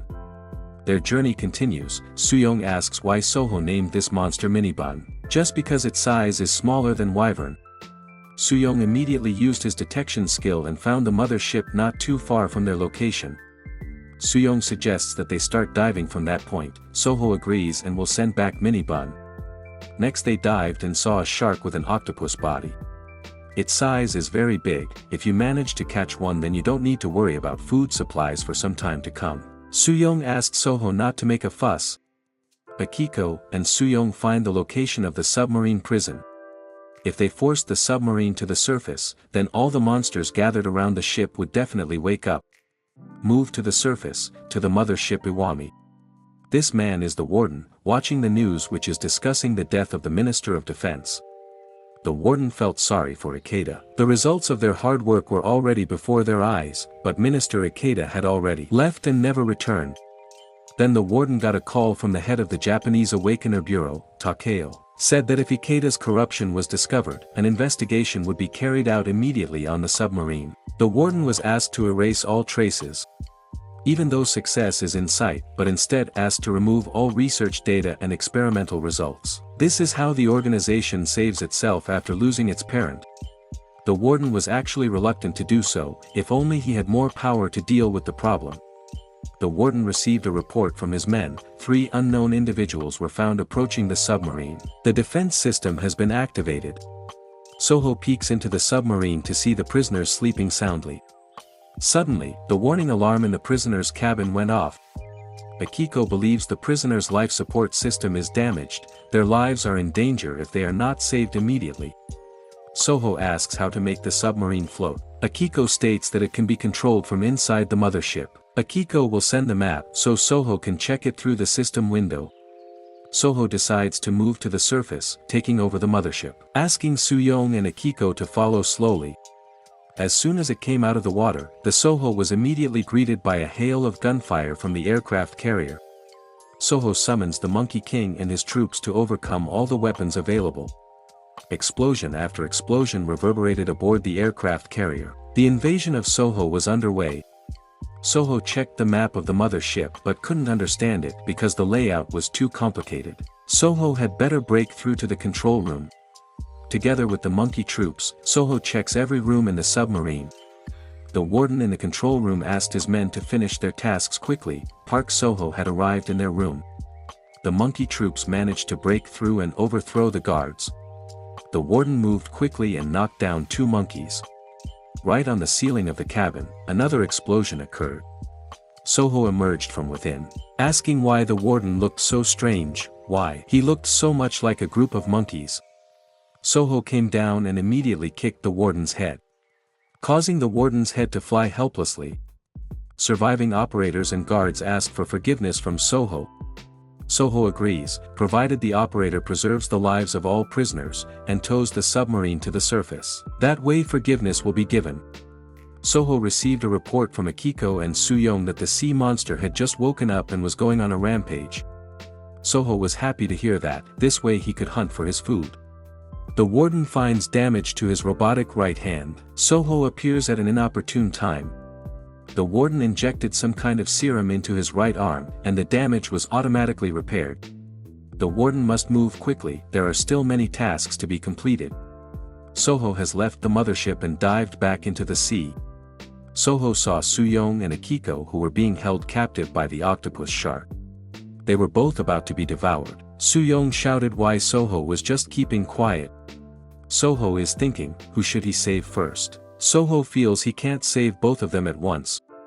Soo-young shouted, don't think too much, just kill the octopus shark and the problem will be solved.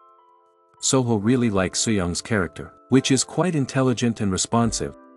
Before Soho could use his skills, a group of whales saved Soo-young.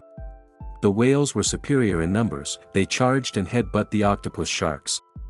Soo-young and Akiko were taken away by an orca whale, the whale that Soho had saved.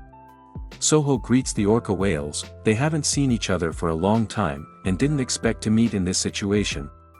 Then, Soho continued to take Soo-young and Akiko onto the Iwami mothership. Soho asks Soo-young to go to the control room, while Soho will clean up all the octopus sharks there.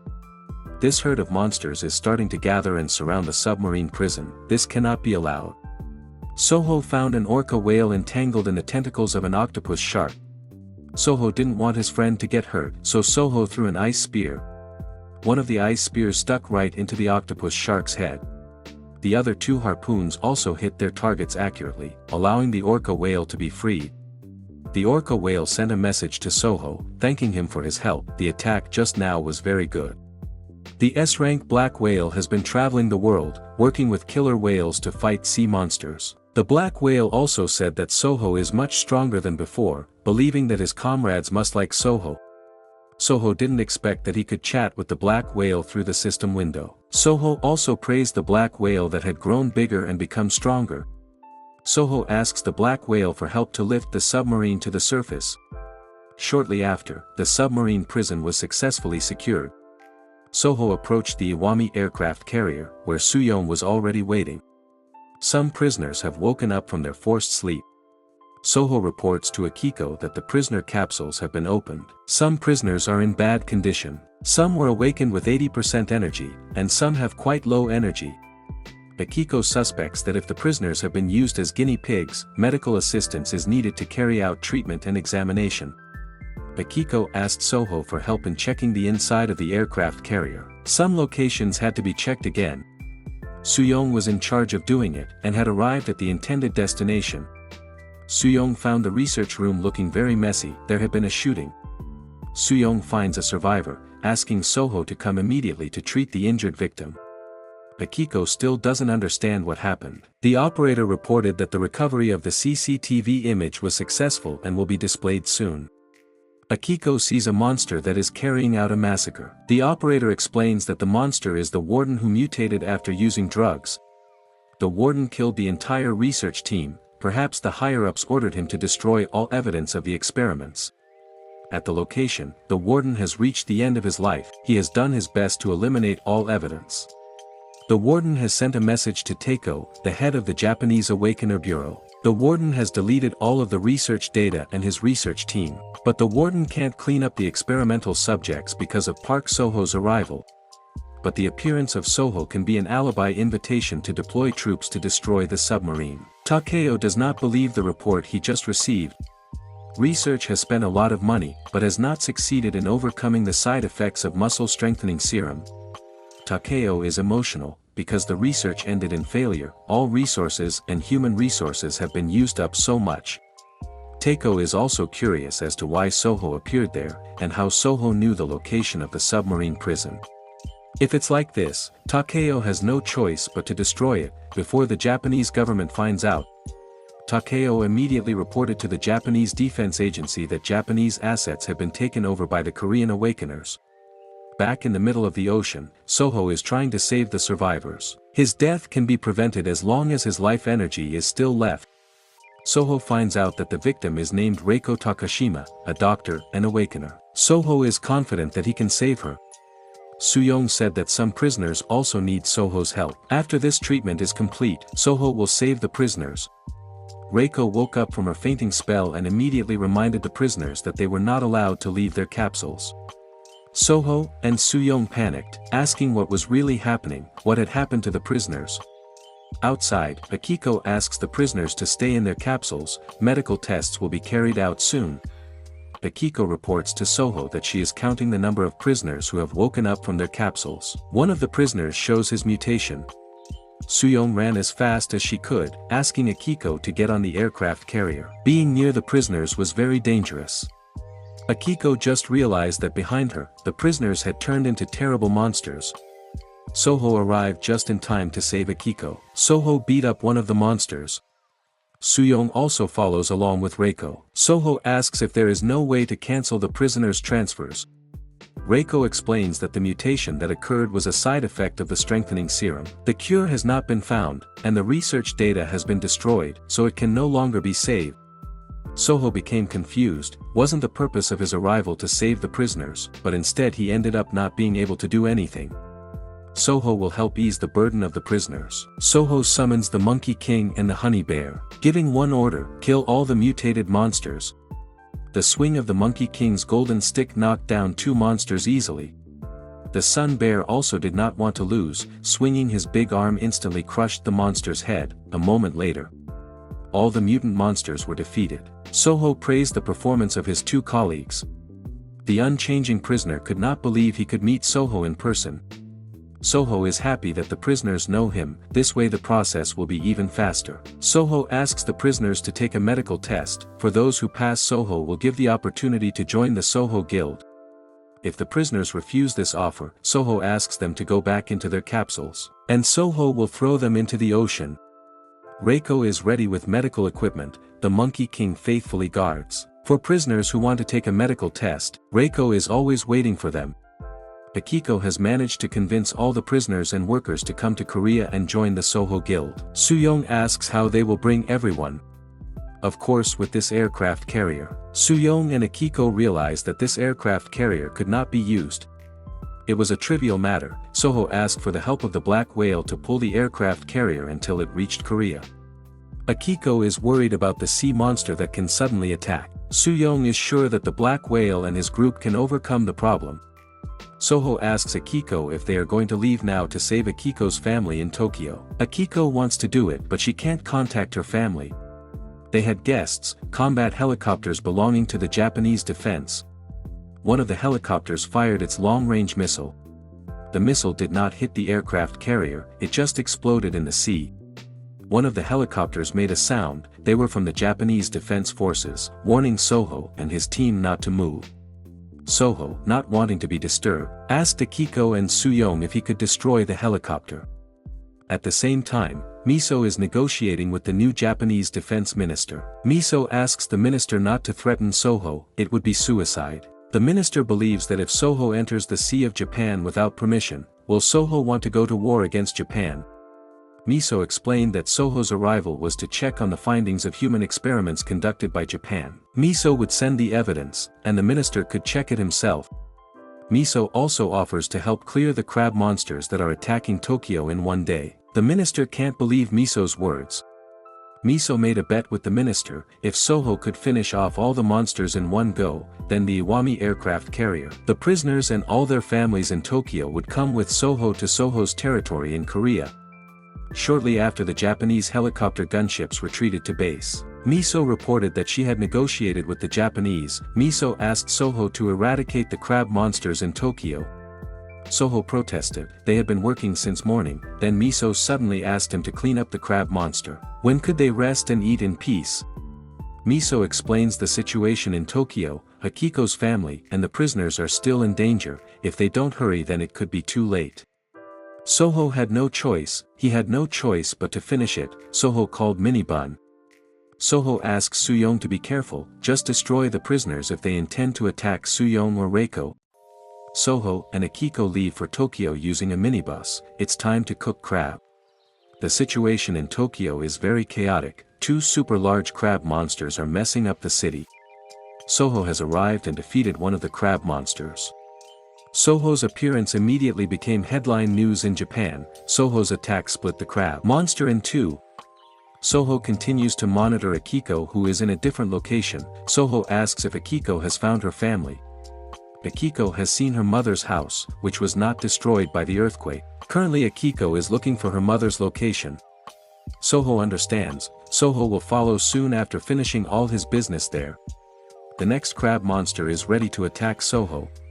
In his office, Takeo is in disbelief when he sees the news that Soho has defeated the second crab monster. Takeo still has no idea what happened. Takeo gets information from his colleagues that the new defense minister has made a deal with the Soho Guild. It is confirmed that Soho came to Japan with Akiko. Takeo didn't expect it. Previously Takeo thought that Akiko had been a victim when the earthquake occurred. Unexpectedly, Akiko worked for Park Soho. The defense minister also ordered that all families of the underwater prison prisoners be gathered and sent to South Korea. Takeo was very surprised to hear this. Park Soho's movements were so agile and unpredictable.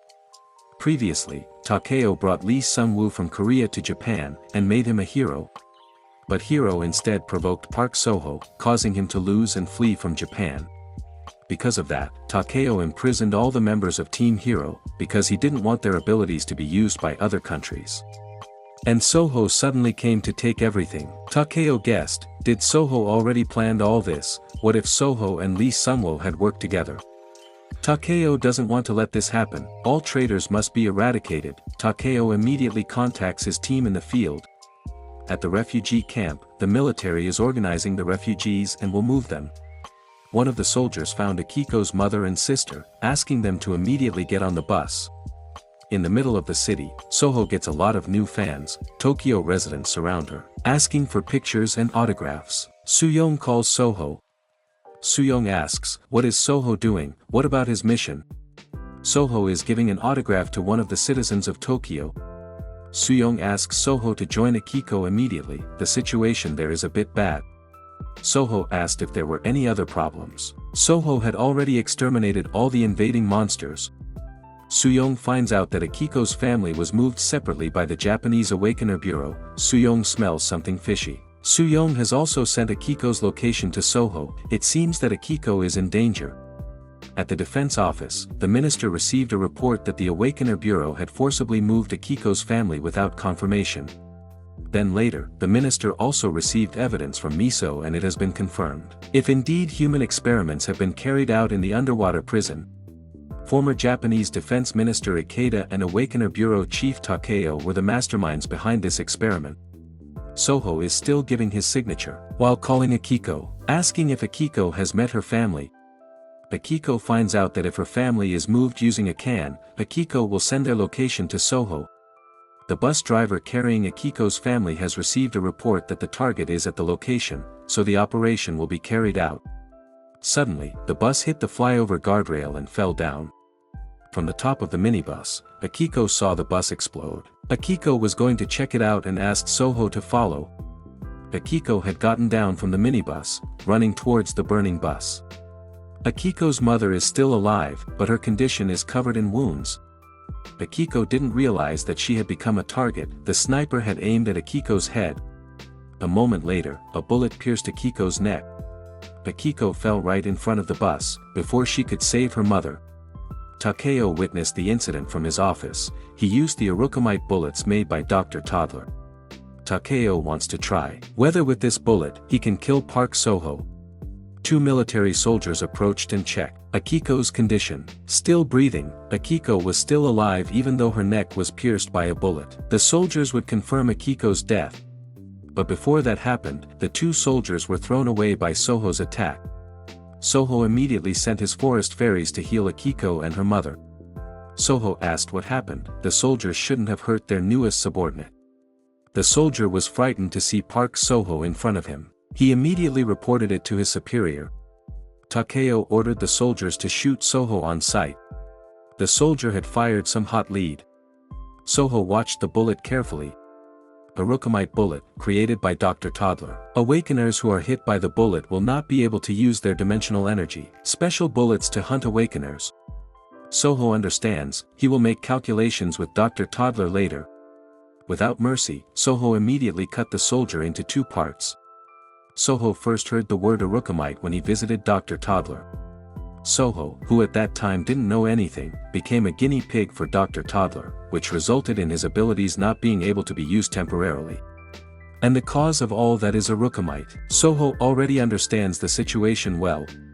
Soho immediately asked about Akiko and her family's condition. The healing done by the forest fairy was successful. Akiko, unable to hold back her tears, expressed her deep gratitude to Soho. Soho asks who is behind all these attacks. Akiko finds out that all of this is the work of Takeo, the head of the Japanese Awakener Bureau. Takeo, together with former Defense Minister Ikeda, wants to rule the world, and also cooperates with Dr. Toddler. Takeo is also a cunning and cruel official, getting his position by eliminating his political opponents. Takeo also uses Hero's team members as guinea pigs to develop new weapons. Akiko is also sure that Takeo will not let all of Hero's team members and their families join Soho. to rule the world, a goal that Soho really doesn't want. Soho has lived for 1,000 years and become the king of the jungle. But Soho never wanted to rule the world and interfere in the affairs of other groups. Something that cannot be obtained only with power. Soho really hates individuals like this, they must be destroyed immediately. Soho asked about the whereabouts of the other members' families. Akiko assured them that they were on their way and not too far away. Moving to the toll road, there were 2 buses carrying the families of the hero team members. This soldier can't stand it anymore, this task is so boring. His colleagues want to finish their mission immediately. An old man asked how long it would be before they reached their destination. The soldier felt threatened. Until the soldier just shot the old man. It was a warning for everyone to keep their mouths shut. From the outside, Soho greets you warmly. Soho immediately pulled the driver's hair. Meanwhile, the other soldier immediately gave a report. Ask for help from the headquarters, because Park Soho is chasing. The hand of the sun bear tries to reach. Before finishing his report, the soldier was carried away by a sun bear. Soho managed to secure the 2 buses. Soho immediately contacted Miso to find out Takeo's location. Miso understands, and will immediately look for Takeo's latest whereabouts. At the Japanese Ministry of Defense office, the minister becomes emotional when he learns of Takeo's resistance, wondering whether the Awakener Bureau wants to oppose the government. The minister received a report that Takeo and Ikeda were conducting human experiments, embezzling state funds and trading in dimensional weapons. It was also discovered that Takeo was heading to a church on the outskirts of Tokyo, which is the location of one of the anti-nuclear bunkers. Takeo has secured this place, and made it his secret base. At Takeo's location, he was finishing all his preparations. Remembering the message from Dr. Toddler, who said that it was impossible to defeat Park Soho. If Takeo reaches a dead end, he is asked to join Dr. Toddler. Takeo didn't expect there to be such a powerful awakener, so Takeo wanted to use nuclear to defeat Soho. Back to Soho, Wyvern carries both buses together. Soho gets a report from Miso that Takeo is currently on the move. Takeo is known to be heading to a church on the outskirts of Tokyo, to hide in a bunker that can withstand a nuclear blast. Miso will send his location. Soho immediately informed Akiko who was on the bus. Soho will go after Takeo, after he finishes he will immediately follow. Akiko understands. Akiko feels that Soho is very different from Hiro. Akiko really idolizes Hiro, the awakener who brings new hope to humanity. A great figure, admired by many people. But Akiko always feels pressured when she is with Hiro. For some reason Akiko feels that she will be thrown away by Hiro later, when Hiro no longer needs her. Soho is different, Soho is not like that. Akiko is not stressed, anxious or afraid with Soho. Only a sense of security and calm is obtained. On the other hand, Takeo has almost arrived at a church. News about him running away because he doesn't want to be caught has spread. Takeo did not accept the accusations against him, he did everything for the Japanese Empire. Suddenly Soho landed, and stopped Takeo's car. Takeo was scared, when Soho approached to catch him. Smoke bombs are released by Takeo's bodyguards, blocking Soho's view. Then there was an attack that shot out to attack Soho. The guards asked Takeo to leave there. The 2 guards will try to hold back Soho. Of course Soho wouldn't let that happen. His sword slash had been delivered. Soho's attack not only defeated the bodyguards but also cut up the cars there. Takeo really doesn't understand, Soho's power is beyond reason. The Soho attack also cuts off the church that Takeo was aiming for. The church was razed to the ground, leaving only a lift there. Takeo is still alive, half of his body buried in rock debris. Soho is thankful that Takeo is still alive, because there is still a lot they have to do. Takeo is still trying to save himself, he doesn't want to lose like this. There must still be a way out of this problem. As long as he can reach the elevator to the bunker, Takeo can get his chance. Sure that Soho will not be able to destroy the bunker that can withstand a nuclear explosion. Takeo will make a counterattack later. He wants to destroy all the traitors and Park Soho with a nuclear bomb. After that, Takeo will bring glory to the Japanese Empire with his own hands. Takeo managed to get into the elevator, sure that Soho would not be able to catch him anymore. It was all over. Without wasting any time, Soho immediately used his earthquake skills. Takeo panicked. This was impossible. The elevator began to squeeze Takeo's body. An explosion erupts, destroying Takeo and the bunker there. The Minister of Defense watched the Soho action from his office with a number of officials. Mr. Defense Minister is emotional, seeing Soho destroying a bunker which is a state asset. He could have captured Takeo without damaging him. Soho's mission was successful, the enemy has been defeated. Soho will soon follow Akiko. Soho will return to the aircraft carrier. Soho also reports everything to Miso, so that Miso can explain the situation to the Japanese government. After a while, Wyvern brought the bus onto the mothership. Soho was also there. Their arrival was greeted with joy. Soho really enjoyed this moment, when the separated family reunited, then decided to return to Korea. Breaking news. Park Soho saved Japan from crisis. Soho's action in saving Japan made many countries experiencing the same difficulties want to ask for help from Guild Soho. Soho Guild also recruited all the Awakeners who used to be members of Hero. Park Soho also brought the families of the members, and will bring them all to Korea, to join the Soho Guild. Reporters have been waiting for the arrival of Soho with the mother ship and the black whale. Soho is not disturbed by the presence of the threatening sea monster, nothing can stop the sailing of Park Soho. Miso is relieved that the mission in Japan ended well, the Soho Guild managed to get 25 new Awakeners. Not long after, a level 7 dungeon appeared in the middle of Seoul City. This dungeon is in the territory of the Sheila Guild. To calm the panic of the people, the president will take quick action here. The president asked all citizens not to worry. Seoul has signed a cooperation agreement with the Soho Guild. The president guaranteed that Park Soho would solve this dungeon problem. Even so, many residents are still fleeing to Ujeongbu, causing the Soho area to continue to expand its settlements to accommodate the refugees. At Miso's place, the bureau chief calls her, asking about Soho's whereabouts. Miso explains that her boss is currently busy. Soho is cleaning up the orc remnants at Incheon International Port. Now that it has an aircraft carrier, Soho Territory wants to take control of the port.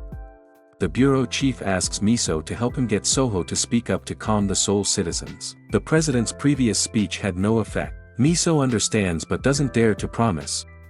Soho received a report from Miso, a request to complete a level 7 dungeon in Seoul City. Miso emphasized that this request came directly from the government. Soho is busy cleaning Incheon port because there is no place to park his aircraft carrier. Soho asks what kind of monsters are in his dungeon. Dongso and Jasik are confused by the messy pile of containers. It would be easier if they had a bull. Soho, who heard their conversation, became excited after Miso said that dungeon level 7 was filled with bull monsters. The area around dungeon level 7 has been isolated. The residents continue their evacuation. Soho landed with the Wyvern, followed by all of his guild members. Residents not far from there immediately shouted happily, because Soho had come to save Seoul. Soho and the team entered the dungeon level 7 without much talk. The atmosphere in the dungeon looked so beautiful, green grass fields with clear skies. A warrior bull is on a rampage and is about to attack Soho. But Soho was actually very annoyed. What he was looking for was a bull in its original form, not a hybrid like this. Soho asked Monk Myungjin to call all the monsters to come to them. Dungeon Boss, which is a blue bull with 3 horns riding a regular bull. He came with a group of his troops riding bulls. Soho team members immediately got ready. Jasik asked if he could defeat the 3-horned bull boss right away. Soho was very happy after seeing the real bull. The target he was looking for was found. Moving to Sheila Guild meeting room. Not being able to overcome level 7 dungeon in their own territory is a dark history for Sheila Guild. They also lost their Awakener rank S, Hong Sihi, who joined Soho Guild. This is indeed a disgrace for Sheila Guild, but circumstances forced them to ask for Soho's help to overcome dungeon level 7. Sheila Guild leader Shin Jongwoo will share a video of Soho's dungeon raid. Maybe they can get some solutions and strategies they need. Captain Kong Minyuk enters the meeting room. Jongwoo asks Captain Kong to be more polite, they are discussing something very important here. Captain Kong came to bring a video of the Soho Guild's level 7 dungeon raid that was just uploaded to YouTube. Soho pulled all the monsters closer to him, then cleared all the monsters at once using the earthquake and tornado skills. His team members also cleared the remaining monsters. the way Soho uses can't be followed by any team. It's impossible to do that strategy without Park Soho. Jong-woo also couldn't deny it, with his current abilities, Shilla Guild could only ask for help from Park Soho. Back around the harbor, Soho's bulls have cleared out the orc settlement. Soo-young monitored the situation, the cleaning was done very quickly, in the future they could use the land for farming. Soo-young also asked Soho not to increase the number of his bulls, which were already sufficient for his needs. Soho understands. Soho also asks Soo-young to follow him so he can raise his level. Soo-young agreed, but she wanted to enter the dungeon alone with Soho. Even though she didn't understand, Soho accepted Soo-young's request. Dong-so has also completed the latest dungeon raid video and has uploaded it to YouTube. Soho asks everyone to come closer to him. When the team members have risen to rank S later, Soho intends to divide the party into 4 teams, and each party will be led by Dong-so, Juno, Jasik and Myung-jin. Juno and Dong-so still need a lot more monsters to level up to S rank. Jasik and Myung-jin are also in the same situation. Soho decided to go back into the dungeon. Right at the edge of the portal, Soho asks everyone to stop. Soho gets a call from Miso. Miso asks Soho to return to Wajongwa now, something is up. Soho will raise the level of team members. According to Miso, this problem is much more urgent. Soho became curious, and decided to come back immediately. Hero has completed Return Stone level 3, with this stone Hero will begin his revenge. Next step, Hero wants to go to planet Gutchin, then visit historical evidence. With his achievements, Hero is sure he will get enough power to bring him back to 20 years ago. Hero gets a call from Mayor Howard. He brings good news. Howard said that Professor Richard managed to create a dimensional portal using the dimensional stone given by Hero. Howard was sure that not only America, but the world would fall under his control. Hero is also happy with this news, congratulating Howard. But there is bad news. Prof. Richard needs a lot of dimensional stones to make a portal. Because of that, Howard needs Hero's help to overcome this problem. Hero agrees, and will meet Howard soon. Teleportation portal, first developed by Dr. Toddler, but failed to perfect because resources were hard to get. Major changes that occur in history inevitably affect the main timeline. Hero blames everything that happened as a result of the emergence of Soho. Hero's emotions become uncontrollable every time he remembers his defeat from Soho. Hero will go back 20 years, awaken his powers as soon as possible, and then defeat Soho, who will be unable to do anything. Back in Korea, Soho, Soo-young, Jang-sun and Juno watch the dungeon break video. There is a monster that looks very scary and his troops are invading. Miso explained that this dungeon break level 7 happened in South America 1 month ago. The big monster can control all the small monsters near it. Soho asked, if they kill the boss monster of dungeon level 7 after the break occurs, will they get the dimensional stone? This is known by Miso and Akiko. After Akiko hacked Prof. Richard's computer, dimensional stones are needed to create a teleportation portal. But there is no 100% guarantee of success. Dimensional stones are not items that can be obtained easily. Soho understands, the point is they have to keep trying. But Soho knows that this finding was first done by a toddler. Akiko found that the portal made by Dr. Toddler was not perfect, not stable. It was different from the portal made by Professor Richard. Akiko also showed 2-dimensional stones. The one on the left belonged to Professor Richard and the one on the right was obtained by Soo-young. Soo-young found it by accident. The last vampire queen they fought was also the boss monster of dungeon break level 7. After getting this information from Akiko, Soo-young returns to the location where the vampire queen was killed. And found a dimensional stone there. Soo-young immediately handed the stone to Jang-sun. The prototype of the teleportation portal generator will be completed in 10 days. Jang-sun made it based on Professor Richard's research data and the dimensional stone given by Soo-young. If blood crystals open a new industrial era, then dimensional stones will change all life on Earth. Become the door that will lead the Earth to its era of glory. Back to the main topic, Miso shows a world map, which contains the locations where dimensional stones can be obtained. There are currently 47 known level 7 dungeons worldwide, and 3 of them have been cleared, including the one in the Soho area. There are also 5 areas where dungeon breaks have been confirmed. However, if we consider remote areas, or uninhabited areas such as deserts and jungles, then the number of areas where breaks occur could increase. Every country has competed with each other to get the dimensional stone. Miso also doesn't want to be left behind. Soho Guild also has to join this competition. Soho asked where their first hunting location was. A place where the level 7 dungeon break occurred 5 months ago. From that place also came a request for rescue, namely the country of Taiwan, where this location has become an area owned by vampires and the undead. Jiang Sun said that he needs 10 days to make preparations. Soho understands. He will determine the team members who will participate in this mission. Elsewhere, Dongso, Jasik and Myungjin have been hunting in dungeon level 7. Soho along with its 5 core members, has cleared the dungeon in 3 days, and its members have risen to SSS rank. Not only that, Soho's newest member has also cleared 124 dungeons out of a total of 300 dungeons in Korea in 6 days. Park Soho also helps new members level up while completing dungeons. One of the new members was asked for his opinion. Named Gato. Previously, Gato and his friends were just tools for Hero to complete his mission. But Soho is different. Soho not only accommodates them but also helps them level up. On the other hand, the proposal from 12 guilds in Seoul to cooperate with the Soho Guild in dungeon strategy has been rejected. Soho is selecting his team members. Miso suggests bringing Dongso to record everything, Monk Myungjin because he will attract all the monsters. Soho wants to add Suyong. Miso's assistant was a little reluctant. Currently there were only 4 teams capable of completing dungeon level 7, if Suyong came with Soho then they would be short of a team leader.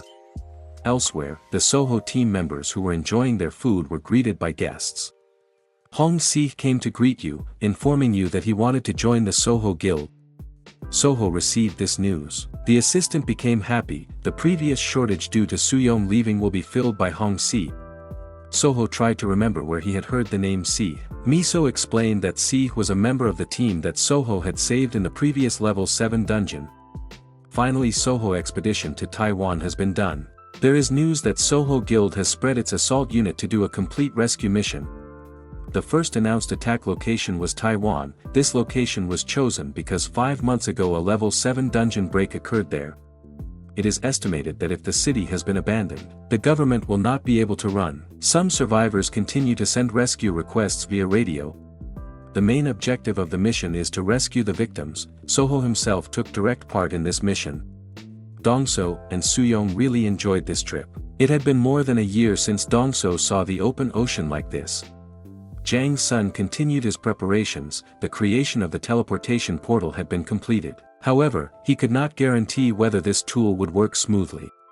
Soho, who was in a daze, was surprised by Suyong, who wanted to know what Soho was thinking. Soho was looking for the fastest way to find his boss monster.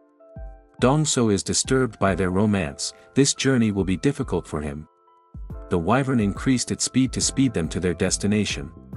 In Taiwan, a man was sleeping. He woke up because he heard a commotion outside. The human hunt begins again. The man is hiding in his house, always watching this activity. 5 months ago, there was a level 7 dungeon break in Taiwan. The government used nuclear weapons to wipe out all the monsters. But this plan failed to destroy the undead monsters. Until 1 month later, Taiwan has turned into a land of death. The Awakeners and the surviving soldiers formed groups in the outer areas of the city, and began hunting down the hiding ordinary humans and enslaving them. Taiwan is also controlled by vampires, who continue to hunt humans because of their hunger. Undead monsters also prey on human flesh at night. And during the day it is the Awakeners' job to capture the remaining humans. The man was very scared. Could this situation be called hell? The man hoped that someone would come to save him. In the midst of the panic, the man will call Glasses found his radio playing, only catching a few words about the group that was about to arrive. The radio then went silent. Glasses got even more scared. In the middle of hiding, the radio started making noise. Guessing whether it is possible that the Soho Guild along with Soho itself will come to Taiwan. Glasses really idolizes Soho, an awakener who can complete a level 7 dungeon alone in 20 minutes. The hiding of the glasses was finally discovered. The awakener found them. The awakener heard a strange sound earlier, and unexpectedly found the glasses that were hidden. The glasses have been pulled out. Continue to fight but to no avail. Awakener asks him to obey if he doesn't want to get hurt. The awakener's colleague asked him to speed up his steps, the sun would set soon, they didn't have much time. A woman was also caught in the car. Glasses is thought to know all human hiding places because he has a radio and walkie-talkie. In addition, because of his stocky body size, it makes the awakener emotional. Glasses must really enjoy his life with lots of food supplies. Just as the car was moving, an undead monster came out to start its hunt. The car flipped over after hitting the undead in front of it. The glasses, along with everyone in the back, were thrown out. The glasses landed in the corner. There was already a group of undead targeting him. Is this the end of his life? And unexpectedly the Soho bus arrived at that place. Soho got out of the car and checked the surroundings, finding an undead monster. Soho immediately blew away all the undead monsters with a tornado. The glasses that saw it could not believe it. The real Park Soho was in front of him. Soho remembered the undead monsters that appeared in Soho's area before. Soho asked Myung-jin to draw all the monsters to them. Myung-jin started his ritual. His skill has developed rapidly. The sound that spread attracted the attention of the undead monsters. The surviving awakener is disturbed by a voice echoing in his ears. The awakener panicked because he saw a group of undead monsters approaching them, but was also emotional because he had lost his prey. The awakener contacts his friend to ask for a pickup. The awakener will go to the location on foot. Awakener uses his skills to find a way out of the place, planning to enter a building to cut off the way. The woman who was previously caught watching them. But he was not taken along because his presence was not noticed. A large wave of undead monsters along with flying banshees headed towards the Soho area. Dong-so gave his report, already ready on the roof of the bus with his weapon. While the awakener's escape went smoothly because there were no undead monsters following him. The awakener must not return empty-handed, he must find his next new victim. At the end of the road, the awakener finds a helpless girl. The girl admitted that she was hungry. The girl was Soo-young. Previously still in the Soho area, Soo-young asked how to catch the Vampire King. Soho wanted to attract the Vampire King with Myung-jin's skills.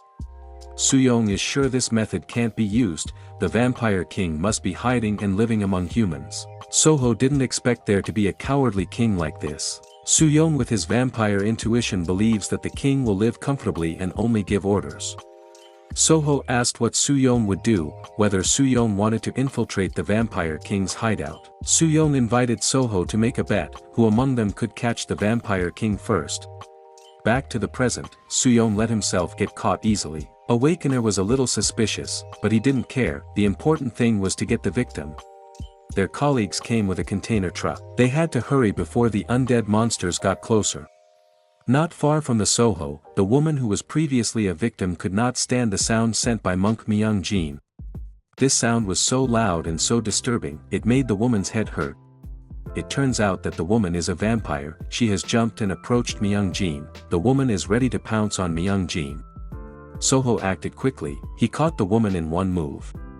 But the woman changed her form into a shadow so she could escape from Soho.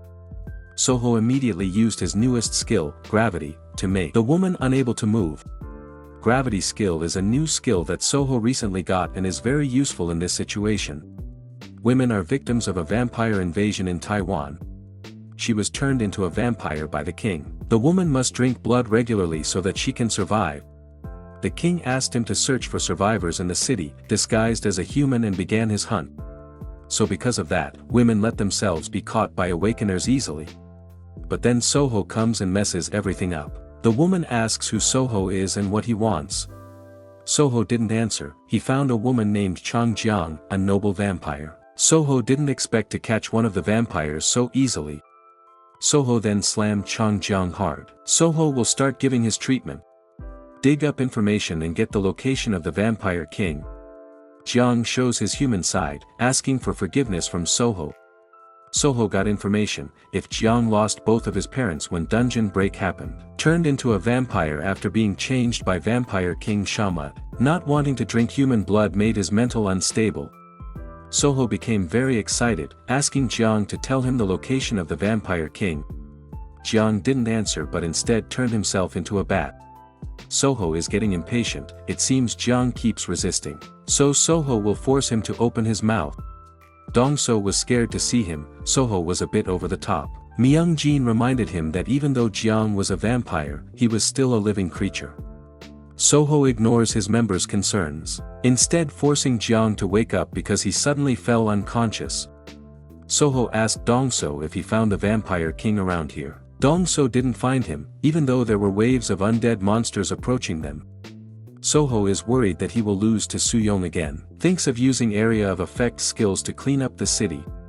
Jang Sun asked Soho not to do that, the impact of the attack would also hurt the residents who were hiding.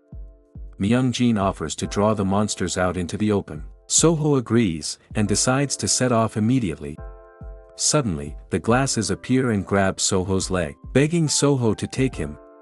Glass is named Wei-young, he is the one who sent the signal for help. Wei-young also knows the area of Taiwan City very well, so he can guide Soho.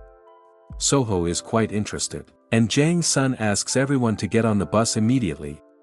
After that, the bus has moved. Dongso continues to shoot all the undead monsters that follow.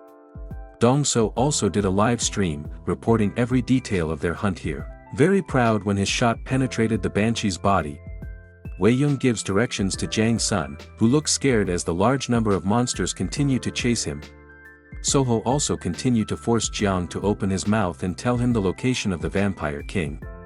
Soho gets a notification saying that if the taming fails, Jiang has been subdued. Soho must break Jiang's bond with his owner in order to tame him.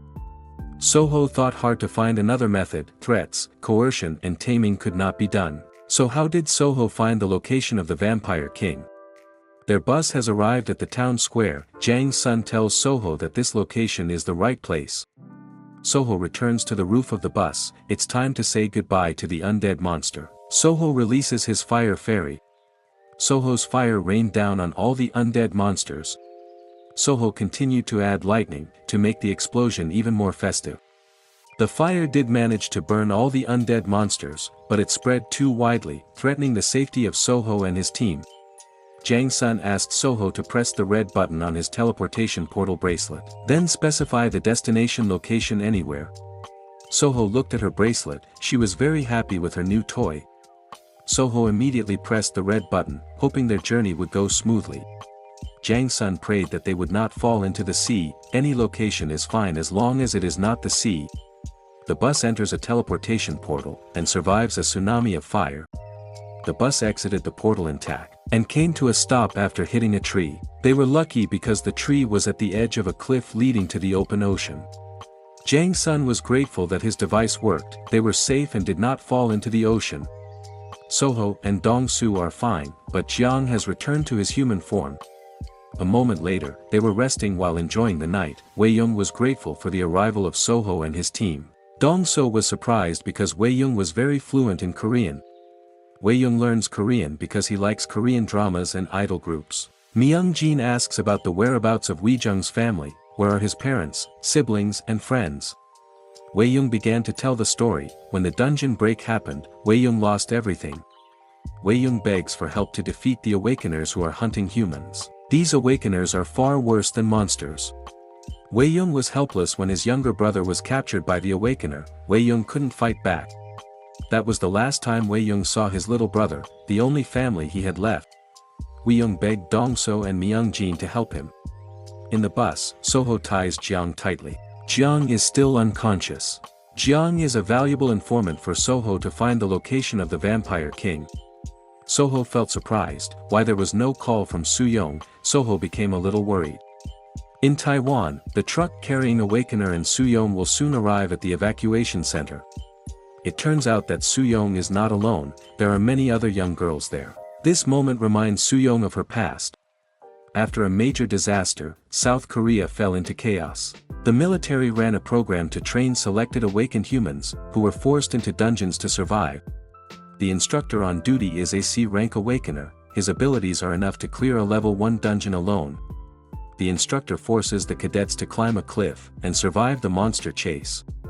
This training was very hard and cruel, many victims fell because they couldn't take it anymore. But the instructor didn't care. At that time, Soo-young was too weak to fight back. Until the time came, Soo-young and the other cadets defeated the instructor who had gone beyond his limits. When we realize that the object of fear is no longer frightening, the fire of hope that was almost extinguished will flare up again, and free itself from the shackles that restrain it.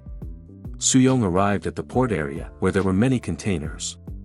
Awakener asked all his victims to get out of the truck. There were a total of 8 young girls who were caught. From a distance, a vampire was seen watching. He asked for 7 more girls to make the total number 15. The Awakener leader agreed. Suyong immediately surveyed the surrounding area, examining it carefully. Among all the skills that Suyong gained by becoming a vampire, there is one skill that allows Suyong to see the difference between humans and other races from their body temperature. Suyong immediately changed his clothes and informed Soho. He had found the location of the vampire's hideout. He would send the location to Soho. 2 Awakeners approached Suyong and asked him not to do anything like that. Suyong immediately knocked out the 2 men with a slash of his sword. The other Awakeners immediately shot Suyong with hot lead. Suyong changed into bat form and flew from that place. Suyong approaches the previous vampire, asking if the vampire is the king. Suyong's slash had no effect, the vampire disappeared from his place. The Awakener leader shoots Suyong. But Suyong changed back into his bat form, and moved behind the leader. Suyong puts on his sword and introduces himself as a vampire hunter. The previous vampire reappears, ready to pounce on Suyong.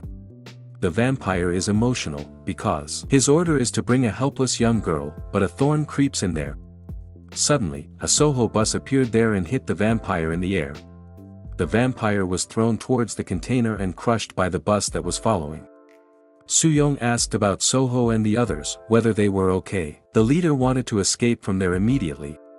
Soho asks Suyong to give safer coordinates in the future. Jiang's son is still in shock, not believing that the device he made could move them so precisely. Soho asked Jiang if the vampire was the king, why could he lose so easily? Jiang explains that the vampire is the king's servant. Soho wants to know the king's location. Jiang doesn't know, maybe he's disguised among the villagers. Soho immediately gave this news to Suyong, then together they would search for the whereabouts of the vampire king Shamud throughout the area. In front of Suyong, a group of armed men were waiting. They are Awakeners but very weak, just awakened but did not get the right training. The leader asked his men to shoot Suyong without wasting any more time. The bazooka shot was fired, destroying Suyong's previous location. Then the leader was surprised by the appearance of the blue dragon Myungjin. Myungjin's skill easily captures the leader and subdues him. The other Awakeners immediately directed their shots at Myungjin. Without mercy, Myungjin used his blue dragon skill again, which destroyed all the Awakeners along with the containers there. Wei Yong was very impressed with this ability, which previously could only be seen in videos. While Suyong seems fine, Suyong starts doing a thorough search and tracking, and found a suspicious place among the pile of containers.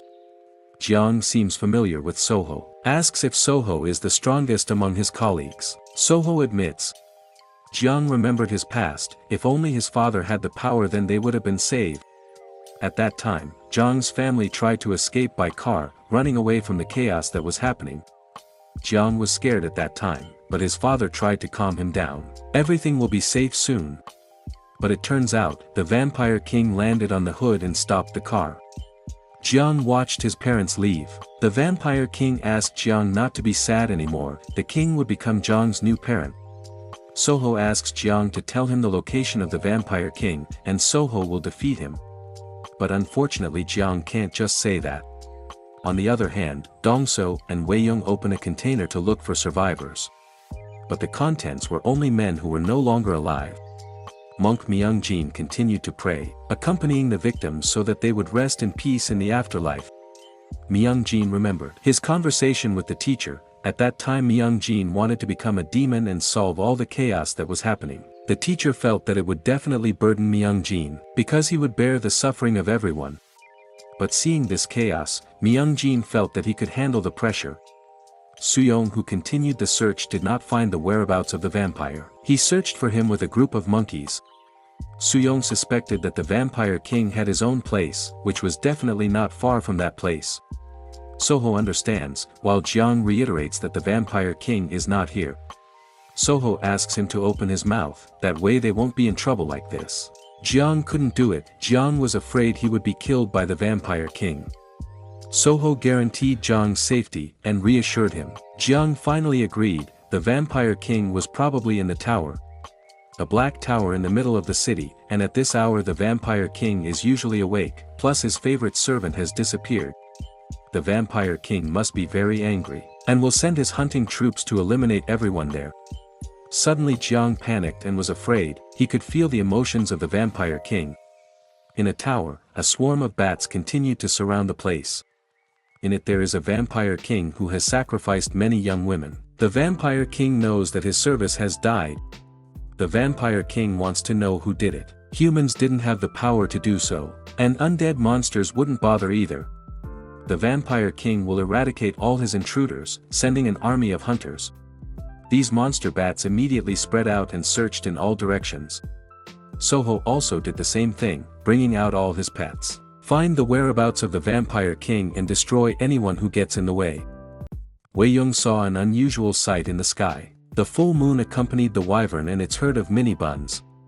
For the white snake, Soho has a special task. Soho orders him to find the whereabouts of the lich who controls the outskirts of Taiwan and defeat him. The white snake accepts this task, hoping that his opponent can be entertaining.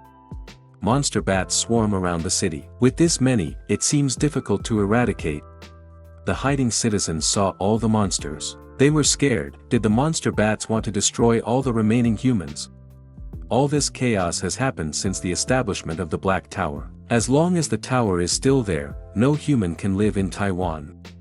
Residents also saw Soho's pets. They wondered whether these animals had escaped from a zoo. Soho's troops immediately confront the monster bats. The inevitable clash occurs. The bull, tiger, elephant and wyvern are at the forefront. The Vampire King is still watching from the top of the tower.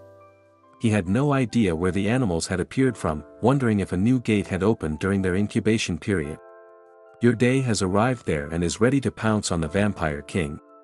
The tiger failed to land his strike because the Vampire King changed his form to look like Suyong. Monster bats approached to attack. But the tiger was more alert and bit one of them. The tiger cut off the monster bat's head and threw it away. The Vampire King couldn't believe it. With just one bite, his monster had been defeated. This tiger was truly ferocious, making the Vampire King interested in taming him, making the tiger his newest servant. The Vampire King landed a bite on the tiger's back, which made the tiger scream uncontrollably. But this bite was still not enough to bring down the tiger. The tiger decided to jump out of the tower. The tiger rolled down the tower wall to free himself from the Vampire King. And this plan worked when the Vampire King hit the wall and his bite came off. The Vampire King can still hang from the tower wall, as can the tiger. The Vampire King vomited blood. He was injured because the blood from the tiger contained a compound like holy water. Wondering whether all the wild animals that appeared were the same as this tiger, containing divine power. Then Soho appears there with Jiang. Soho asks if the figure in front of him is Shamad, the Vampire King. Jiang confirmed it, the terrifying Vampire King. Soho also realized that the saliva and blood of his pets were like holy water, which was poisonous to vampires. The Vampire King did not understand what was happening. Why was Jiang with a stranger? From below, the tiger had approached at high speed. The tiger immediately pounced on the Vampire King right on his left shoulder. Jiang didn't forget to say goodbye to the Vampire King Shamat, whose existence had disappeared at that moment. This victory was greeted by the roar of elephants and wolves. Tiger approaches Soho and hands over his catch, the dimensional stone. Soho praises Tiger's impressive performance. Soho was very happy because he got the stone he was targeting. Soho opens a large portal to bring all of his pets home. The residents still couldn't believe what they saw. All the wild animals that appeared disappeared after entering a portal. The citizens were wondering what had just happened. Was the Vampire King defeated? And now Taiwan was under the control of a new owner. Soho continued to check the room inside the tower with Jiang and reported it to Suyong. Suyong asks if Soho has found the captured girls. Wei Yong hopes his sister is still safe. Soho admitted that he did not find any surviving girls. There were no traces at all. Suyong asks Wei Yong to be patient. Her sister's whereabouts cannot be found. Jiang didn't understand why Soho was lying. It was clear that all the girls were in front of them, gathered in one place. But in fact all these girls have been turned into vampires. Soho releases its fire fairy. Soho burns all the vampires that exist. Soho lies for the good of Weiyong. Sometimes humans who lose their goals will also lose hope for their lives. It would be better for them not to know the real facts. Jiang understands. Jiang also feels the same way because now Jiang doesn't know what to do. Now that the vampire king is gone, Jiang has no place to go. Soho asks if Jiang wants to come with him. Jiang is willing but doesn't know how. Soho has a solution. Chai Jiang, half vampire, his relationship with King Shamad has been severed so Soho can tame him. Soho did it immediately, and Jiang immediately disappeared. Jiang had definitely landed in Soho's area. Then Soho gets a message from the white snake calling him. Soho doesn't understand what's going on. Is the white snake having trouble? It seems Soho really has to check it himself. Soho uses his new toy to speed up his movement. Soho enters the portal. And another portal opened beside the white snake, where Soho came out from inside it. Soho asked what happened, whether the white snake had trouble finding the lich.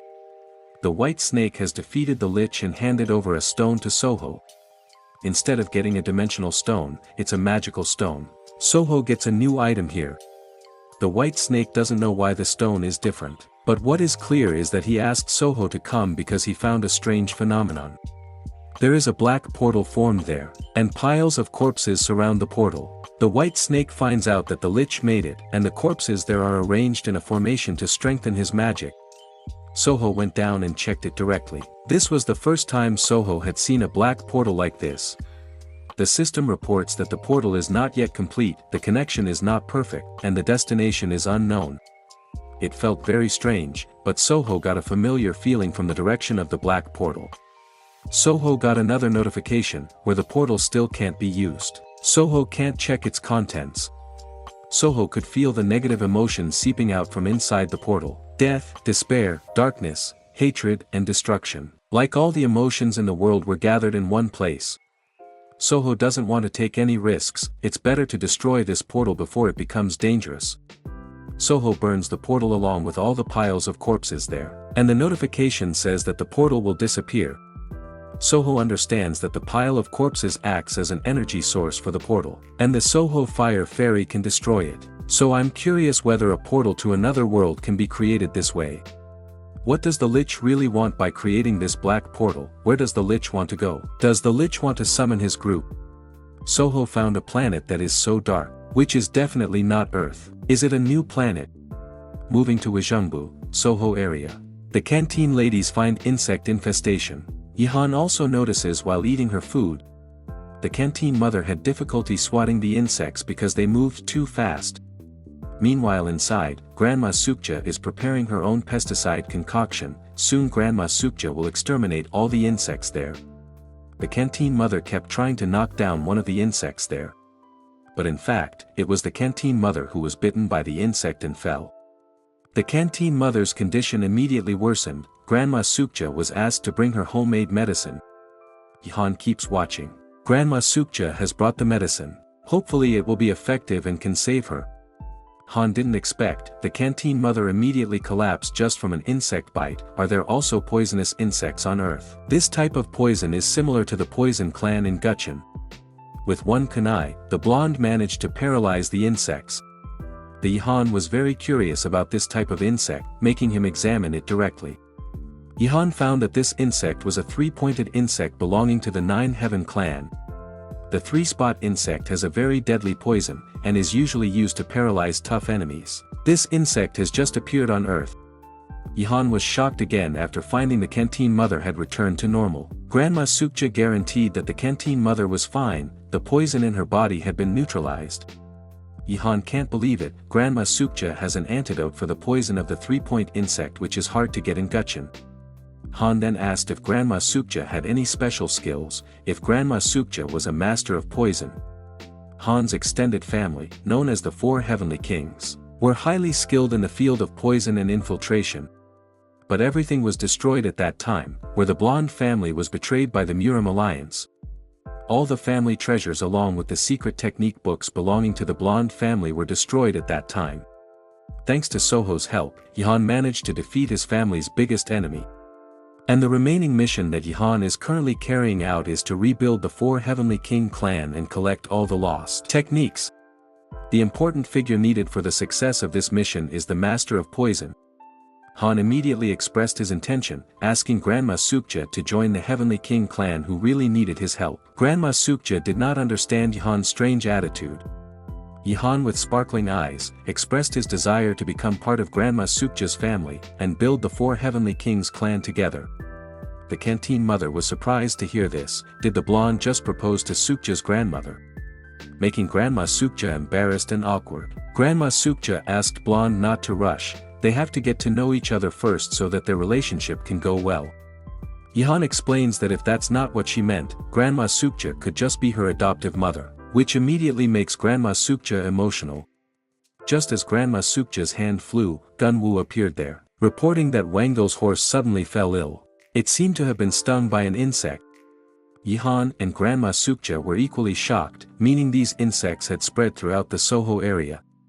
Soon after they checked the horse, Grandma Sukja found that her homemade antidote could not save the dying horse. With this incident, Wang Il came to understand that the horse that had died earlier was also poisoned.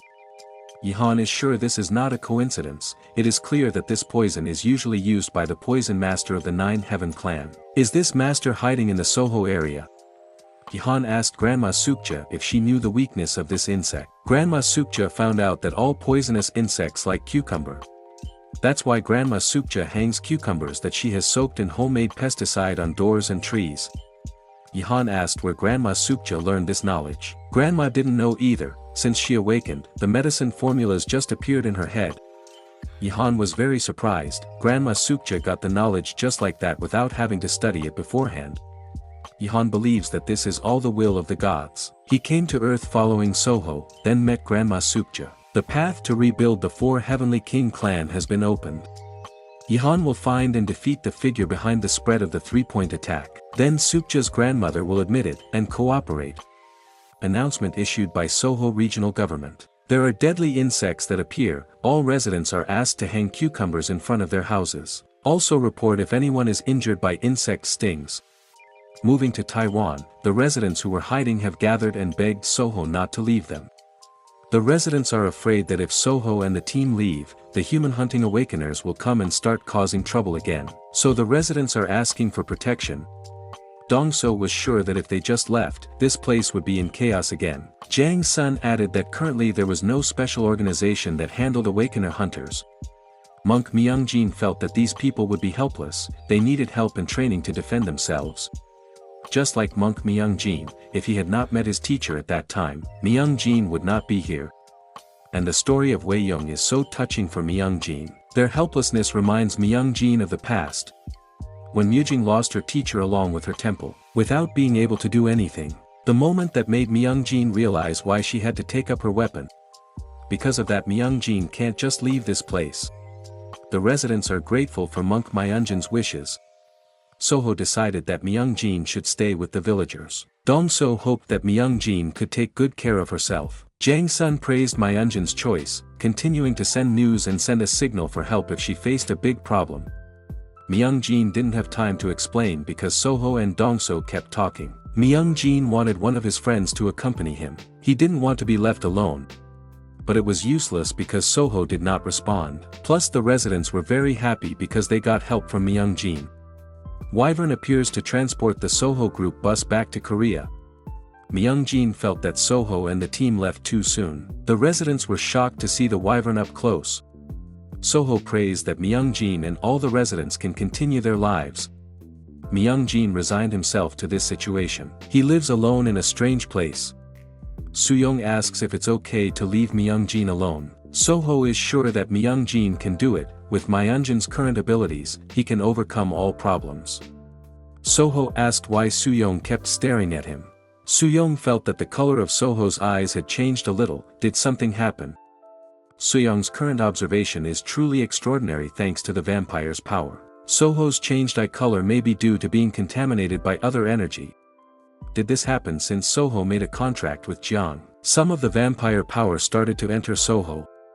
But Soho is not too worried. Even though it will have an impact, but Soho does not want to think about it. Just face what will happen later. In the Soho area, there is a 3-spotted insect in the air. Below, the Ihan follows. One way to stop this insect invasion is to make the surviving insects return to their master. This is a common method used in Gutchen. The master will know whether his plan failed or not based on the information from the returning insects. Ihan was sure that the master of the 3-dot insect would not suspect that someone would track his position based on the remaining insects. Ihan then found a strange phenomenon. This is a heaven formation technique that is commonly used to mislead scouts. An illusion formation. The Ihan quickened her pace, so as not to lose track of the 3-dot insect. As long as the Ihan doesn't lose her way, then the Ihan can get out of this formation and find the master of the 3-point insect. The 3-point insect entered deeper into the forest, and landed on the ground later. The master was there, and had prepared a Sejit Jutsu. The master was quite surprised, because there was only one insect left. He found out that the descendants of the 4 Heavenly King clan had allied with the Blood Demon. Then there was a human who could make an antidote for the poison. But that doesn't matter because the master has prepared a new type of insect which is an improvement on the previous 3-dot insect. Then the master gets a signal if someone infiltrates his hiding place. Master became worried whether this place had been discovered by the Blood Demon. How could this intruder get through the illusion formation he made? Ihan appears, and finds out that the master is from the 9 Heaven clan. Ihan introduces himself as coming from the 4 Heavenly King clan. The master was quite happy, because the person he was looking for came by himself. This way his mission would be completed quickly. Ihan panicked, because he didn't expect his opponent to be a master. What should he do? But the Ihan was not afraid. The Ihan pulled out his sword. The Ihan admitted that he came with his newest troops. Master's life is over here. In his heart, Ihan hopes that Master will just run away. Master named Manhwa, a Taoist master from the Beast clan. He came to defeat the Blood Demon who had destroyed his comrades. No matter how many troops Ihan brings, this revenge will continue. Panic Ihan, Manhwa is not just any master, Manhwa is a famous master. A master of all kinds of poisons, Manhwa is also said to have been in seclusion for some time. Manhwa advances to attack. Manhwa will not let go of the blonde who has betrayed the Murim alliance and the Gutchen planet to join the Blood Demon. A huge explosion occurred as a result of their collision. The Ihan stepped back to take some distance. His opponent would not be easy to defeat. The Ihan threw his kunai, hoping that this attack could paralyze the Manhwa. But the sharp blade easily deflected all of the blonde's kunai. A toy like that wouldn't be able to paralyze him. Right after, one of the kunai was able to scratch Manhwa's hand. Unexpectedly, Manhwa lost his opponent's position. Ihan has left the place, but he is also injured from the Manhwa attack. Sure that Ihan will not be able to escape far. The Ihan's blood dripped along her escape route, making her easy to find. But it turned out, Manhwa got himself injured. His body was weak and lost all strength until he fell down. Manhwa found that the wound where his kunai had been inflicted had been covered in poison, which was eating away at Manhwa's body. Manhwa's body was shaking violently, he couldn't control it. The Ihan continued to walk, with blood continuing to drip. The wound that Ihan received was also quite severe, although there was no poison but Ihan had lost a lot of blood. Ihan was sure Manhwa was also dying at this time. Ihan is too confident, feels capable of defeating Manhwa, but in fact he has crossed the line. Ihan should have come with Soho, it would have made things a lot easier. Manhwa was also helpless, but a swarm of 3-dot insects gathered near him. On the other hand, Soho has returned safely. Their arrival was immediately greeted by Miso and her assistant who were wearing closed clothing. Dongso felt strange, and he also saw a group of flying animals approaching them. A swarm of insects is approaching them, or rather will invade the Soho area. Miso explains that the flying object is a poisonous insect. They are all in danger now. Dongso didn't expect to find this when he returned. While Suyong doesn't like insects in any form. When the insects passed over the bus, Soho used his tornado skill, trapping all the insects in one spot. Then the wyvern shot its fire, to burn all the insects there. Soho managed to burn all the insects very quickly. Next, Soho will check the source of the flying insects. Soho asks for an explanation from Miso and her assistant. It was discovered that these poisonous insects came from the planet Gutchen. Although they have been eradicated, the damage caused is quite large. Dongso and Suyong panic. Why did this problem suddenly appear? Soo-young also wanted to wear a closed uniform. Based on information from Blondie, a poison master from Gutchen has infiltrated Soho's territory. So Soho asks where Blondie is now. Yihan had moved a while ago, to find the whereabouts of this master. Miso also received a message from Yihan. Yihan asks for help, she is injured and needs treatment from Grandma Sukja.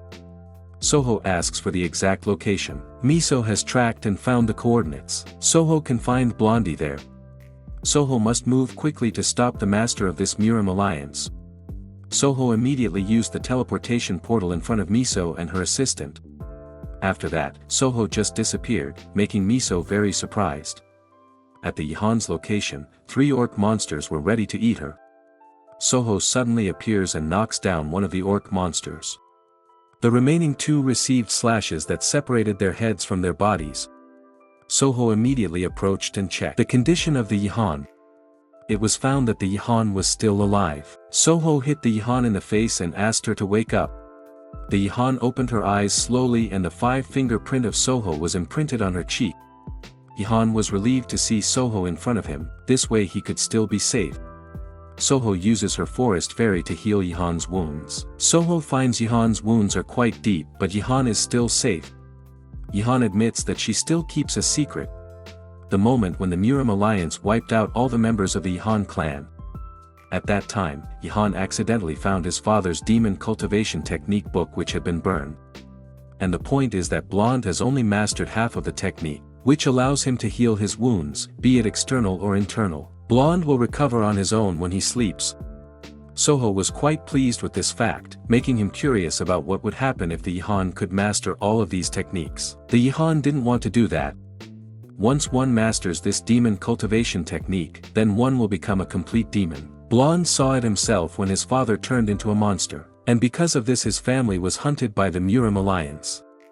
But now it doesn't matter anymore, for Soho power is everything. If only Blonde's father could use his power properly, then the destruction of his clan wouldn't have happened. All of his father's training led to his clan's death and downfall. Soho and Yihan have arrived at the mouth of the cave. Yihan's sword is still there. The sword was taken back by Blondie. He didn't want to lose the weapon made by Jiang's son.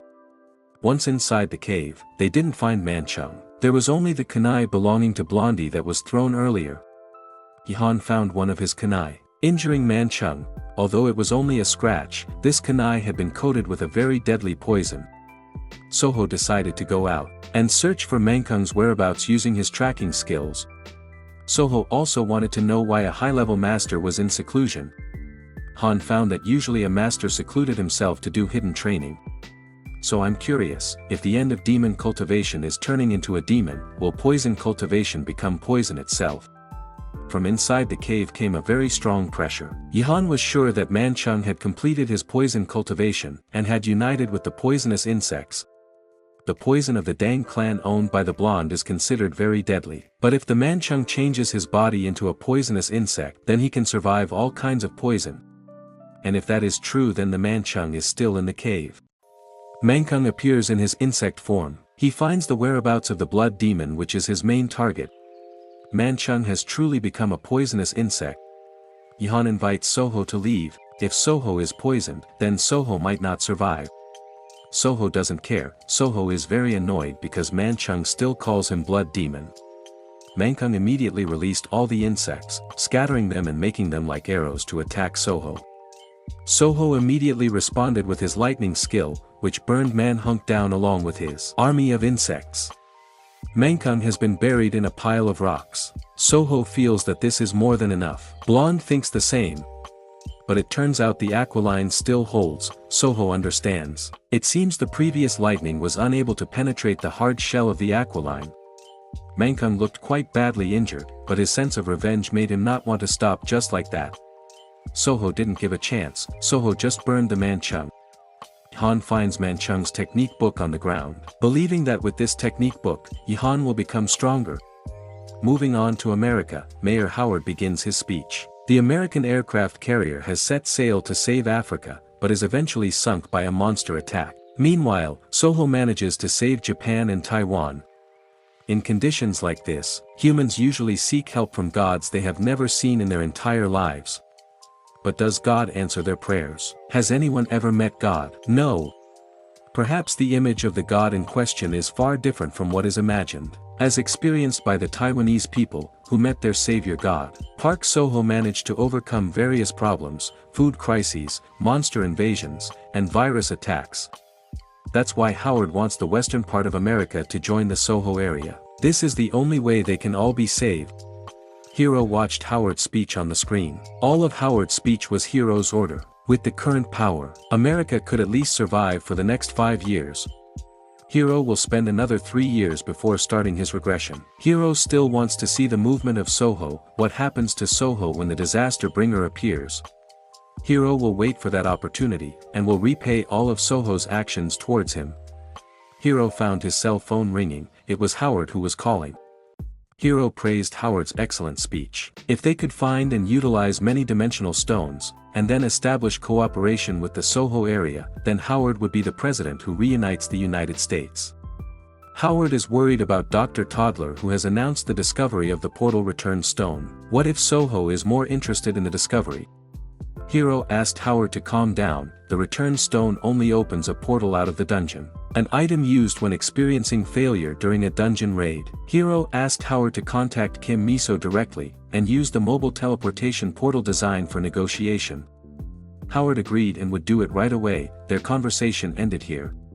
By establishing a relationship with the Soho Guild, then opening an American embassy in the Soho area, Hero will have the opportunity to infiltrate there. Back to Soho area, where Soho is checking the construction of the temple with Miso. This temple was made as a gift for Tisa here. Next, Soho just needs to help the Murim Alliance overcome the Mammon monster. And Tisa here will invite many strong masters to settle in the Soho area, making their area more secure. The request for help was sent formally, and the Murim Alliance currently states that they are not related to the existence of the Manchung masters.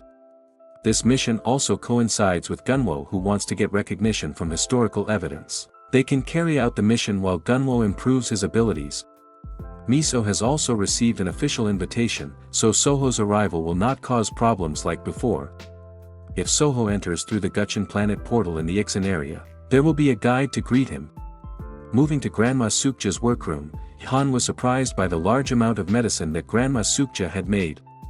Ihan was asked to try a potion made by Grandma Sukja. Ihan guessed that this potion was a paralyzing poison. Grandma Sukja forced her to open her mouth. The Ihan was forced to try it. At first it tasted sweet, but after that the Ihan couldn't control her body. Ihan hair just fell off. Grandma Sukja had made this potion 2 months ago, but its efficacy has not decreased at all. Grandma Sukja continued to give the antidote, and soon after, Ihan was back to normal. Grandma Sukja was happy because the antidote also worked well.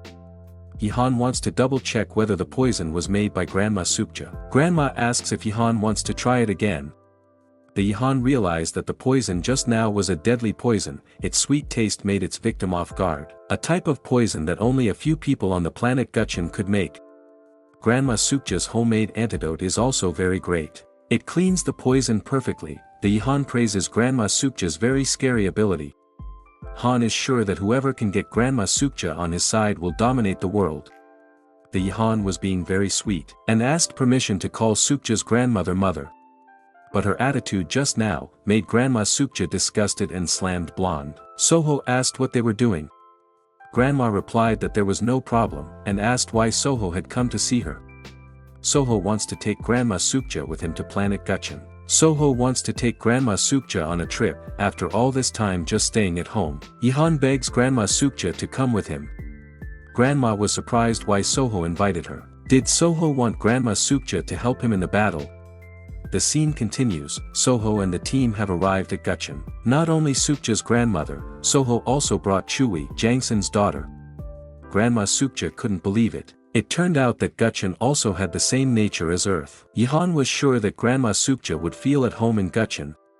Jang's son asked about Soho's condition after passing through the portal. Soho didn't feel any significant difference.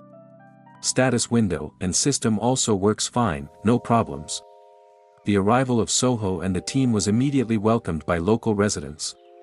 They have been standing by waiting for Soho to appear, asking Soho to get on the carriage, and will be taken to the Murim Alliance. Soho refused, asking to be taken to the nearest restaurant. The scene continues. Soho has arrived at a restaurant, and there is only steamed buns there. There is no more food that can be served. The defeat experienced by the Muram alliance against the Mammon monster has an impact on food distribution, so that the residents of this village are running out of food. All residents are also in a dangerous condition, because they are starving. Jihan asks if the borderline has shifted. Why can the Mammon monster attack so far away? After suffering continuous defeats, the Muram alliance has established its final line of defense.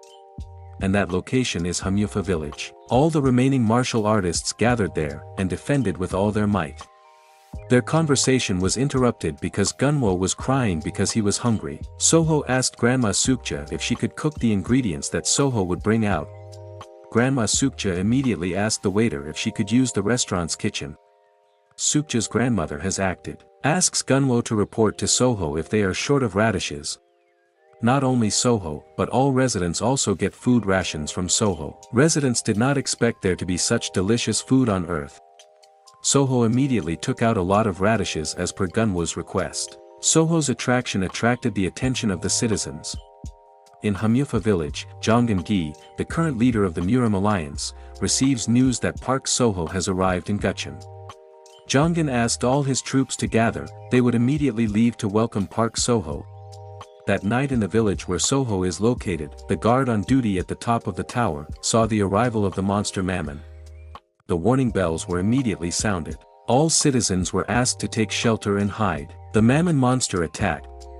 Gunwo and Chui immediately moved to the front line. Gunwo has been waiting for this moment. Chui also masters martial arts. She learned directly from Tisa here. A large number of Mammon monsters have broken through the village gates.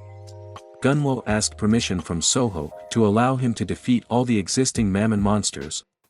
Soho felt that it was not necessary. Gunwo did not need to intervene directly. Soho releases white snakes to crush all approaching Mammon monsters. The grey wolves also helped in this attack. The citizens could not believe what they saw. The inhabitants of Earth could control the beast monsters at will. Soho not only provided food and held a banquet, but also saved the village. These residents were speechless. Soho immediately invited his team members to come back and finish their meal. But when he returned to the banquet venue, there was not a single resident there. Soho doesn't understand why all the residents are so scared. Does no one want to go back to continue eating? Jihan is sure that all residents will be amazed after knowing Soho's abilities. The Jihan shouted to the villagers, all the Mammon monsters had been defeated, so the villagers could continue their meal. The people did not dare to do that. If they continued to provide food to Soho, who was the guest of honor of the Muram alliance, the people would be in big trouble. Jihan met one of the residents who was hiding. The resident did not dare to come out. He also apologized for being rude earlier. Soho received another guest. This time a large group of cavalry, Jongan and the Muram alliance group arrived at the village. Jongan Gi immediately knelt down and saluted. Together with 500 members of the assault force, he welcomed Park Soho's arrival. The citizens were shocked again. This was impossible. The leader of the Muram alliance knelt down to the blood demon. Soho understands. Soho promises to help them eradicate the attacking Mammon monsters. Jongan will also help. He can't just sit still during their territorial struggle. Asks Soho for permission to participate. Soho did not question him, but asked about the condition of the troops brought by Jongan. Jongan wants to prove his ability, sees historical evidence from the hands of the monster Mammon. When he gets recognition, Jongan will be recognized as the leader of the Muram alliance. Jongan felt there was no problem. He even volunteered to be on the front lines. Soho understands that very well. And now Soho asks Jongan and his troops to eat first. Jongan could not refuse Soho's order. His troops were indeed starving. The people did not expect it to turn out like this. The leaders of the Muram alliance knelt down to Soho, and Soho provided food for the Muram troops. Is the rumor circulating that Park Soho is a very cruel blood demon true? It doesn't seem so. Moving to the Soho area, a YouTuber named Jisun will provide the latest reports about the safest city in the world, Soho City, and various other news. Currently there are two ways to settle in Soho City. First is to become an official resident of Soho City and become a tourist who comes to visit. Recently Soho Hotel has been inaugurated, the last 7-star hotel in Korea. Still not open to the public. Soho Hotel is currently used to receive important guests. Members of the Saudi Arabian and Kuwaiti royal families are honored guests at the Soho Hotel. They are said to be staying for the next 90 days. The master of the Soho Guild, along with his members, is on a mission on the planet Gutchin. This raises concerns among the public, considering that there was recently an attack by martial artists on Korean territory. Therefore, the administrative head of Soho City, Kim Soho, answered all the public's doubts. For now there is nothing to worry about, everything is under control and rest in peace. Other news reports the latest conditions of the port in Incheon. The sea in front of the Soho area is already filled with fishing boats going out to sea, although still alert to sea monster attacks, but all are safe and protected thanks to the new discovery of Jang Sun Pil, an underwater electric protector. It is said that this barrier is able to destroy monsters that contain dimensional energy. After the installation of this barrier, there were no reports of sea monster attacks. Next is the latest news about monk Myung-jin, who is currently living in Taiwan and continues to fight. Communication networks in Taiwan have gradually recovered, and a video of monk Myung-jin leading the survivors has also become a trend on YouTube. The latest news of this episode is the latest discovery from Dr. Toddler, namely the returning stone. Not wanting to lose to Professor Richard, who successfully developed a teleportation portal, Dr. Toddler also released his latest discovery. A very useful item for awakeners who are undergoing a dungeon raid. With this item, awakeners can return safely from dangerous dungeons. Miso watches the news from her office, an assistant comes in bringing new news. Dr. Toddler has announced that they will be giving away returning portals for free as long as you bring a dimensional stone. In addition, the Soho Guild also received many requests for dimensional stones. Various countries and organizations are competing to get them. America made a more tempting proposal. They were willing to pay $500 million for one dimensional stone.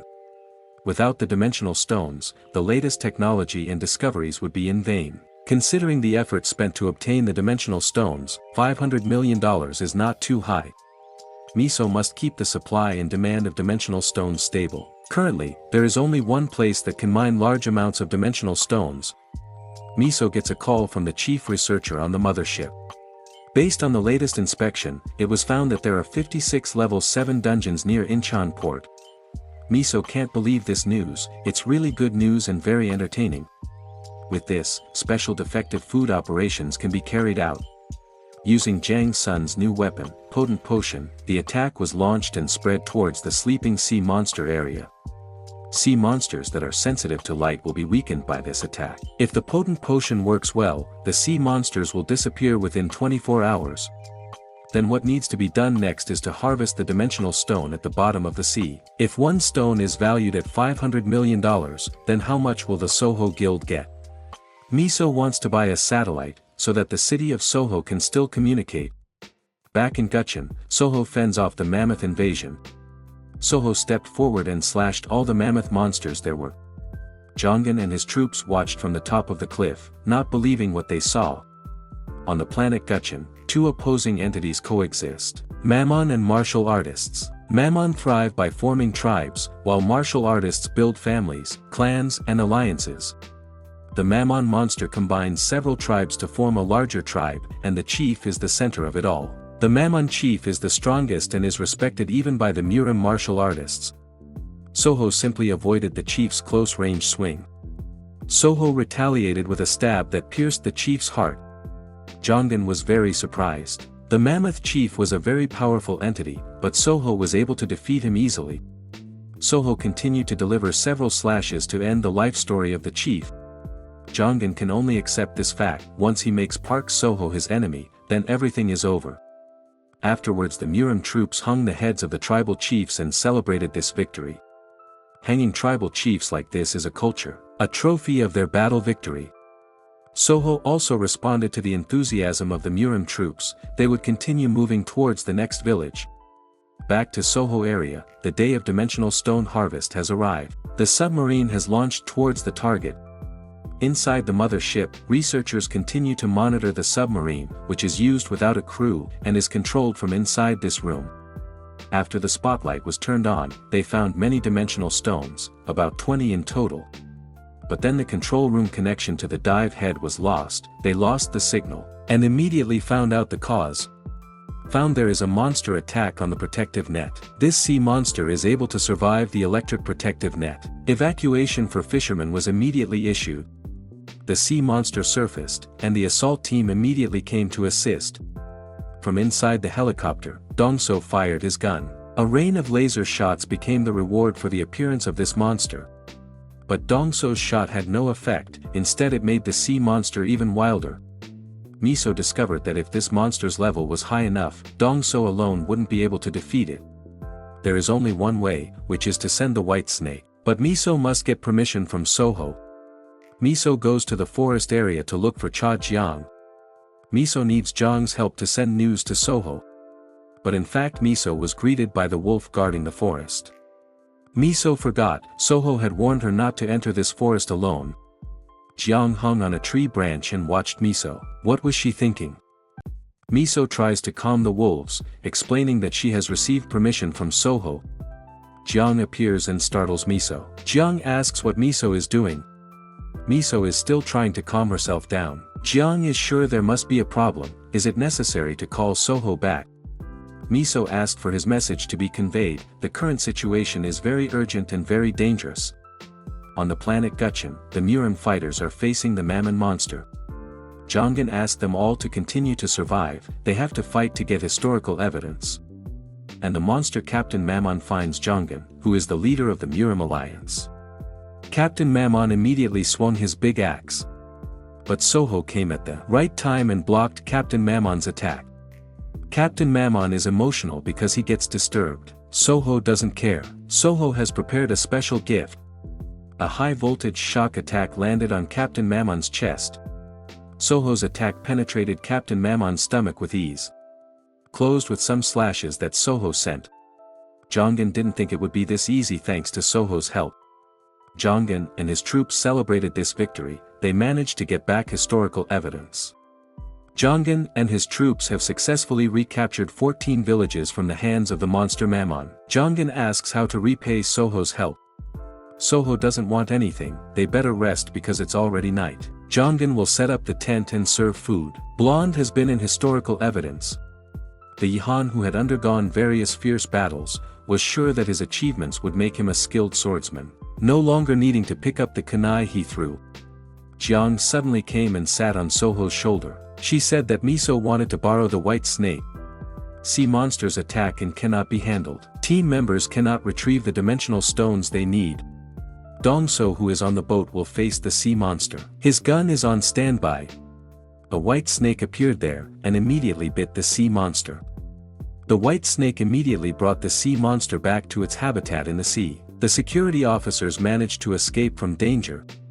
Dong-so saw the helicopter coming and immediately contacted Miso inside. Ask Dong-so to return with the officers and escort the fishermen. The rest will be taken care of by Miso and the white snake. The white snake has defeated the sea monster. Next we'll harvest the dimensional stone. Moving to a Soho hotel, the royal family's children are playing football. The Korean president was also there. The president was jealous of America's achievements with Professor Richard who discovered the teleportation portal, and Dr. Toddler in England who created the returning portal. Meanwhile, Korea had nothing. The aide found an article and asked the president to read it. Miso has shown the world that the Soho Guild has obtained 42 dimensional stones. One dimensional stone can be exchanged for a communication satellite. On planet Chan, Soho oversees the cleanup. The Murim troops burn the corpses of the Mammon monsters. Soho invites Gunwo and Chewie to go, confident that they must have learned the most important things here. Chewie doesn't understand, and Gunwo is sure that what his uncle means is the law of the jungle, the strong will survive and the weak will die. Chewie understands, that's what he's been experiencing all this time, because she's weak. Her father, mother and herself have to be separated. The monster Mammon also lost because they were weak. To prevent this dark past from happening again, Chewie will continue to grow stronger. Gunwo has also decided that he will surpass Soho and become the strongest. They immediately left to get an assessment of historical evidence. Chewie stuck her finger out, and Soho kept watching. Soho thought of several possibilities. The Yihan from Gutchen did not get a level up or awaken when defeating monsters on Earth. But Chewie is different. She was born with a father from Earth and a mother from Gutchen. She has awakened and leveled up on Earth, so it is likely that Chui can receive blessings from historical evidence. Chui also got it. The aura has strengthened in her body. Soho also checked it in the status window. Chui is at rank E, 3rd class swordsmanship. Soho asks how Chui feels now, is there any difference? Chui felt improved, much stronger, and the fatigue in her body had also recovered. Soho immediately asked Gunwo to try it. Gunwo immediately put his palms together. Although Gunwo came from Earth, Gunwo had studied martial arts. After waiting for a while, nothing happened. Soho asked if Gunwo didn't feel anything. Gunwo confirmed that he only felt like touching a normal stone. Soho thinks about what happened. Gunwo has studied martial arts and nothing happened. Unlike Soho and Jang Sun, is it all unrelated to martial arts? Yihan comes and invites Soho to dinner. What is he thinking about that he is so serious? Gunwo cries because he feels unrecognized. Chui calms Gunwo down, there are still many ways to be strong. Yihan understands what happened. Yihan has also discussed with Jang Sun about all the possibilities that could happen. Jang Sun is a person who was sent to planet Gutchen when the great disaster first occurred. After returning to Earth, Jang Sun was recruited as a researcher. Then Jang Sun made planet Gutchen his place of asylum. From Jang Sun's story, Han concluded that an irregular didn't come to this planet because he wanted to, but because he was chosen and invited to the planet Gutchen. Soho asked what about him, who could receive blessings from historical evidence, even though he came alone and was not chosen. Yihan even asked back, what if Soho was no longer native to Earth? With Soho's current strength, no one would believe that Soho was an Earthling. Soho can assimilate with nature and use the energy that forms the universe. Soho's existence is the same as a god-level mage with a level of 10 circles from the planet Aruka. Soho was even more confused here. Yihan was sure that with Soho's current strength, he was already on par with a god-level mage. Soho tries to understand, and concludes that the answers to all his questions are on the planet Aruka. On the other hand, Tisa, who is reading her book, is approached by Mikyung. Brings news that Soho and the Murim Alliance have almost regained all of the Murim territories. Tisa was surprised because everything happened so fast, asking if there were many victims. Mikyung explains that if everyone survives, there will be about 50 Murim fighters who will level up. Tisa was relieved to hear that. Now it was time for Tisa to fulfill her promise, which was to send a strong fighter to Earth as part of the deal. Tisa asks if Mikyung also wants to return to Earth, because her family is still there. Mikyung doesn't want to go anywhere else, she will dedicate her life to accompany Tisa Sini. Tisa understands and won't force it anymore. It's better to finish their business as quickly as possible. Elsewhere, Yihan is looking for a technique book in the Murim Alliance headquarters. But there is not a single technique book about poison or anything like that. Even though it was only a low-class technique, having just one would make Yihan's plans easier. Rebuild the 4 Heavenly Kings family, of course with the help of Grandma Sukja. Yihan looks outside, where Jongan continues to thank Soho, making Soho tired because Jongan is too excessive. Blonde is sure that if it's like this then it's better to persuade Soho to level all remaining Mammon villages. Moving on to another place, one of the Hao clan members, Hao Munju Jinwu, has made a box of poison. Mobilized all the Hao clan's resources to create this poison. With the Hao clan's ability to gather information, Munju gathered the secret techniques of the 4 Heavenly King family to create this poison. Although it took a long time, but this poison was successfully completed. Once this pill is used, no matter who the opponent is, no matter how powerful the target is, even if they are immortal, they will eventually fall. Munju called one of his soldiers. Munju asks for this package to be delivered to the leader of the Murim Alliance, Jongan Gi. The poison to kill the blood demon is ready. Even though Soho has provided a lot of assistance, it still can't change the fact that the blood demon is the enemy of the Murim Alliance. In order to rebuild the foundation of the Murim Alliance, and to honor all the comrades who have passed away, the blood demons must be destroyed. Moving to the Murim Alliance camp, where Gunwo is playing with Chui. Jongan received a report that Grandma Sukja cut up a cow easily. Grandma Sukja cut off a cow's leg that was 3 times bigger than her body. It looks like Grandma Sukja is like a poison master. Jongan can't believe this. What other craziness has his friend from Soho brought? It was discovered that Grandma Sukja's breath smelled very bad, so someone checked Grandma Sukja's bath water. When the spoon was dipped into the water, the silver spoon changed color in an instant. It seemed that the water contained poison. Jongan had heard an ancient legend similar to this incident. The story of a legendary poison master. It is said that this poison master is old, and his body is also fragile. But the power stored in it is extraordinary. Every air that is inhaled will become poison when exhaled. Tobacco smoke will become poison when inhaled, and clean water turns into poison after being used. At that time, no one in the world dared to oppose it. Jongan panicked. Soho brought a very dangerous partner and mixed in with the soldiers. Then he also held the power to take care of the food supply. Jongan's aide suggested to observe carefully, making sure that no one would notice. Jongan agrees, sending some masters to keep an eye on Grandma Sukja. But don't offend Grandma Sukja, or the consequences could be dangerous. Jongan became curious. What was Soho thinking that he brought such a scary friend? Soho himself still doesn't realize Grandma Sukja's abilities, currently eating roasted cow's feet made by Grandma Sukja. Soho is eating with Yihan. Yihan misses Gutchen beef quite a bit. Soho asks Blondie if she has ever been to Planet Aruka, and met the 10-Circle Mage. Blondie has never been there and doesn't know anything. She only heard rumors. Yihan is confused why Soho is so obsessed. Currently Soho has become an immortal being. If Yihan gets this chance, then Yihan will enjoy her life without thinking about anything anymore. Soho himself has felt it because he has lived for more than 1,000 years. Seeing how his colleagues face death, makes Soho change his perspective on life. For Soho, this eternity is like an endless curse. Thinking how to stop it. Then is there a solution to restore the world back to the way it was? Soho feels the answer might be on Planet Aruka. Soho asked again about the territory they haven't taken yet. According to Yihan, they just have to defeat the main tribe chief of the Mammon monster.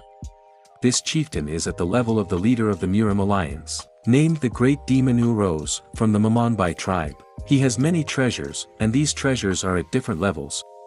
Yihan is very sure, if he helps Soho defeat the main chief, then he will get a great achievement. If he is lucky, he might find his family's treasure there. Jongan came with bad news. A village has been attacked. Soho asks where it is, and what the conditions are. This village is guarded by Murim fighters, and due to the attack of the Mammon monster, many victims fell, both Murim fighters and civilians. Grandma Sukja and Jang Sun along with other residents were reported to have been kidnapped. Soho was shocked, because he had sent his wolf to guard Grandma Sukja. Yihan was sure that everything would be fine because the wolf would save Grandma Sukja. Jongan explains that the Mammon monster that attacked the village is the Flying Mamanbai tribe, a type of winged Mammon. The Yihan was very surprised to hear this. If the situation was like this, then the wolf wouldn't be able to do anything. Grandma Sukja and Jang Sun have been in a very dangerous situation.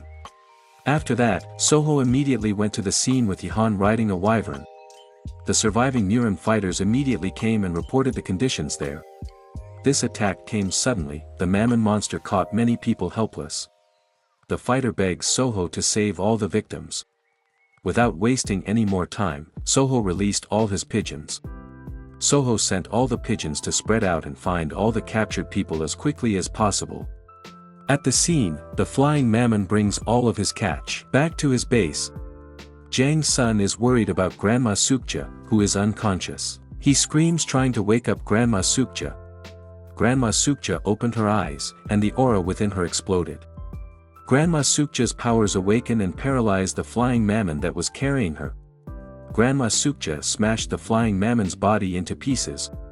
Soho pigeons found Sukja's grandmother with other victims. Soho immediately received a notification informing them of the location of the victims. Soho immediately activates the teleportation portal to move to the destination location. Soho has come out of the portal. And the Yihan immediately jumped to save Grandma Sukja. Yihan tries to wake up Grandma Sukja, whose body is emitting poison. The wyvern swarm immediately confronted the flying Mammon present. Yihan falls with Grandma Sukja. The forest fairy Soho immediately protects them. Soho has caught up and checked on the condition of both of them. Soho checks the status of Grandma Sukja, who has become Poison Queen, rank L. The increase occurred due to the poison in her body, currently in a state of unconsciousness. Anyone who comes into contact will be poisoned. Yihan has been exposed to a deadly poison. The Soho forest fairy can't cure her. Han looks so tortured, asking Soho to take him to the historical evidence. With his achievements, he will be cured. Soho didn't know the location because this place was foreign to him. Soho uses his search skills and finds 3 historical evidence locations. After determining his destination, Soho immediately launched himself using the teleportation portal. But when they arrived at their destination, an army of Mammon monsters had greeted their arrival. The Mammon tribe leader did not expect a human to appear out of nowhere. He asked who his opponent was. Han immediately put his hand on the historical evidence. Soho stepped forward to challenge the monster Mammon. Instead, he asked back who this figure would be his opponent. Han still continues to observe where he and Grandma Sukja are still injured. This monster is called the Great Demon Chief, Uros. He was so angry because someone entered his territory and used historical evidence illegally. The flying Mammon immediately shot up, swarming to attack Soho. Soho really likes this prey, which comes by itself without having to be chased. Soho took his sword, then continued to slash all the flying Mammons that approached. Uros recognized the sword that Soho used, which belonged to the previous leader of the Murim Alliance. Because of that, Uros will defeat the famous Blood Demon and gain many achievements. Uros' great sword swing was successfully avoided by Soho. Uros couldn't believe that a human had managed to escape his attack.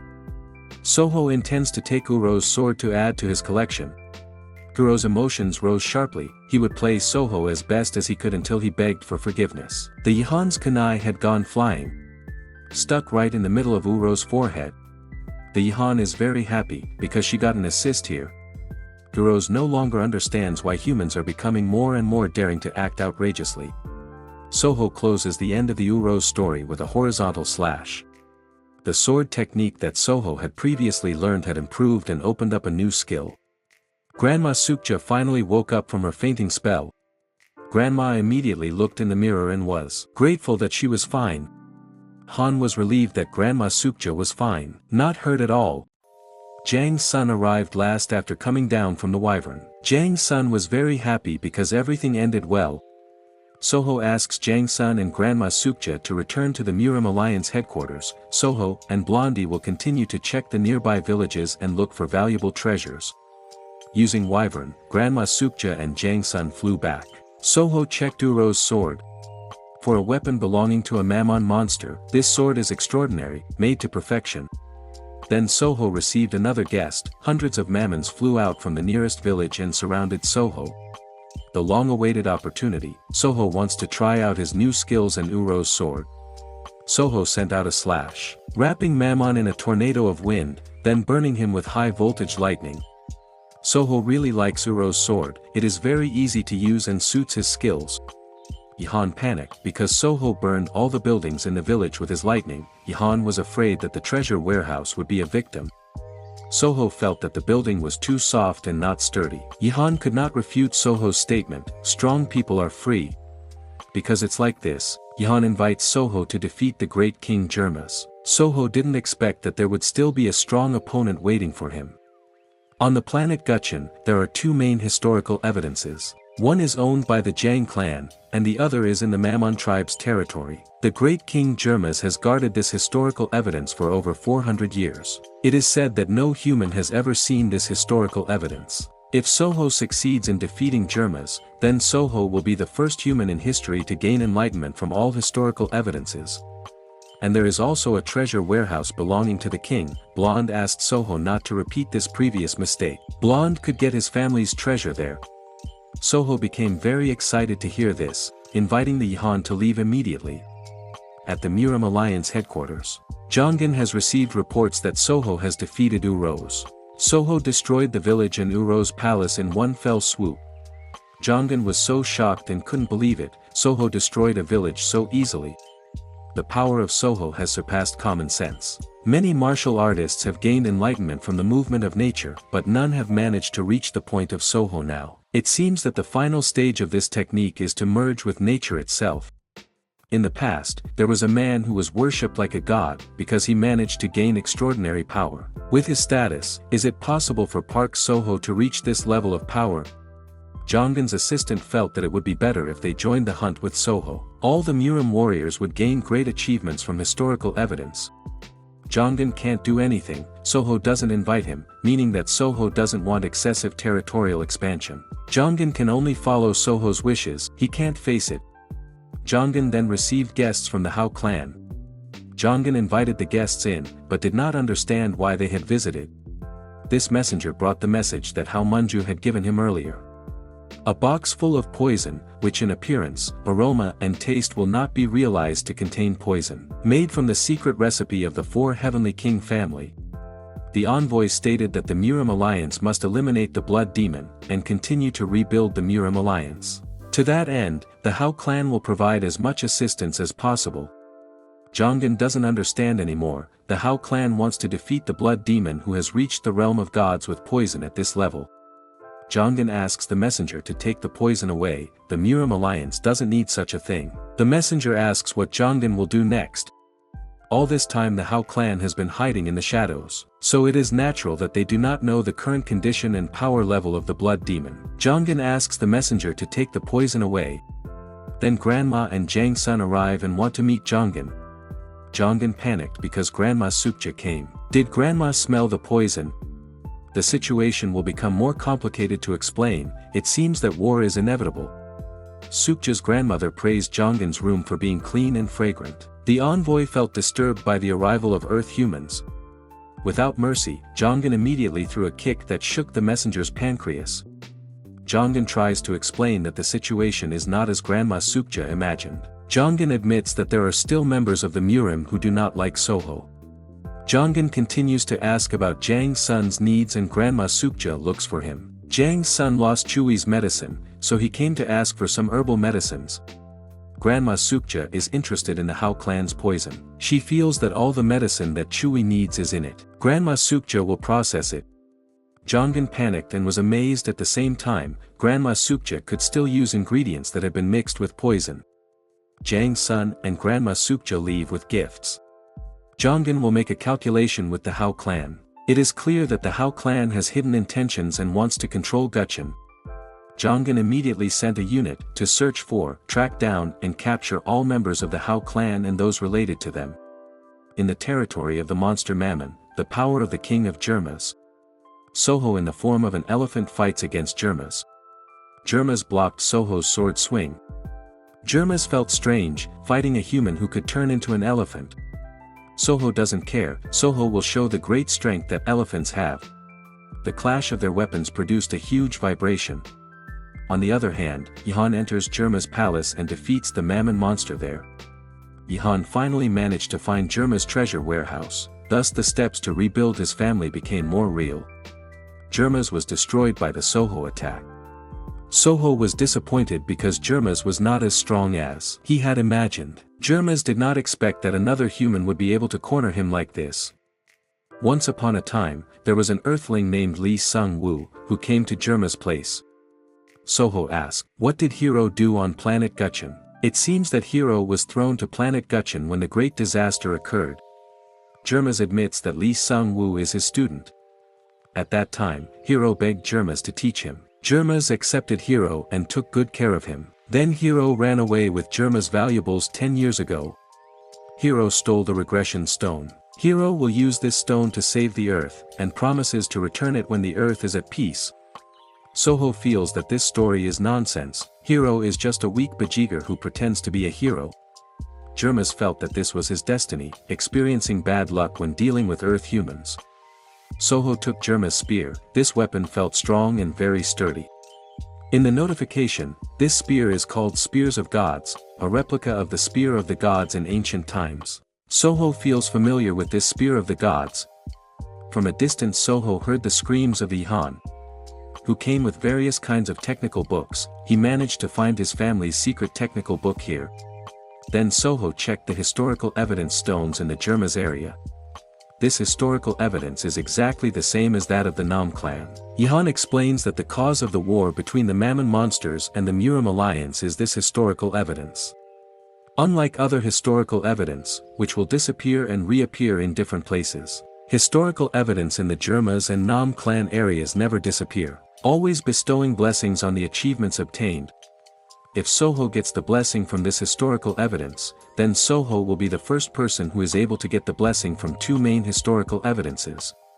Because the Yihan kept insisting, there was no harm in Soho trying, to see how big a blessing he would get. After starting it, Soho felt like someone was watching him, the same feeling as being the object of observation. Just like when Soho measured its dimensional energy, where many eyes were watching. Soho releases portable dimensional energy measuring device. But it immediately disappeared after that, because foreign fields that enter the Gutchen will disappear like dust. But the memory stone is still intact there. Historical evidence and memory stones have the same sensation. Soho wonders if these two stones are wrongly connected. Soho access denied, can't enter server, system error, permission from administrator required. Then Soho gets the memory stored in the system. Soho checks the memory folders and presses one of them. Soho asked if he wanted to see the memory. Because there is no administrator, data clashes can occur. Soho still doesn't understand whether choosing yes will make Soho go back to the past. Soho doesn't care about the consequences, but the system is back to error. Soho gets the right to be an administrator, but doesn't meet the qualifications, so Soho's status is sealed. Soho is increasingly clueless. It doesn't make sense when you just got admin rights but were immediately sealed because you lacked qualifications. Yihan congratulates Soho for being the first to receive the blessings of the two major historical evidences. Soho smells a hidden intention, asking what Yihan wants. Yihan sincerely thanks Soho for helping her a lot. Yihan has also found the main key to her family's secret here. Then they better go home. Soho wants to have dinner. Blondie will serve her special cooking. The scene returns to Earth, precisely in Taiwan. Myung-jin laments her loneliness. After Soho left Taiwan, Myung-jin managed to improve her situation in Taiwan, but it quickly got worse again. Initially going well with defeating two boss monsters, the Awakeners gathered and worked together to clear all the remaining monsters, and managed to create a safe zone. Myung-jin also managed to capture and paralyze the human hunter Awakener. All the surviving humans, scattered throughout the island of Taiwan, began to invade Taipei City for a new life, and new problems emerged one by one. There are massive dungeon breaks, and Myung-jin lacks Awakeners to deal with all the monsters, which once again turns Taipei City into a monster haven. Another problem is the dwindling food supply. The increasing number of survivors cannot be handled. Even Myung-jin ran out of his snack jerky. Myung-jin misses all his team members. Is everything okay?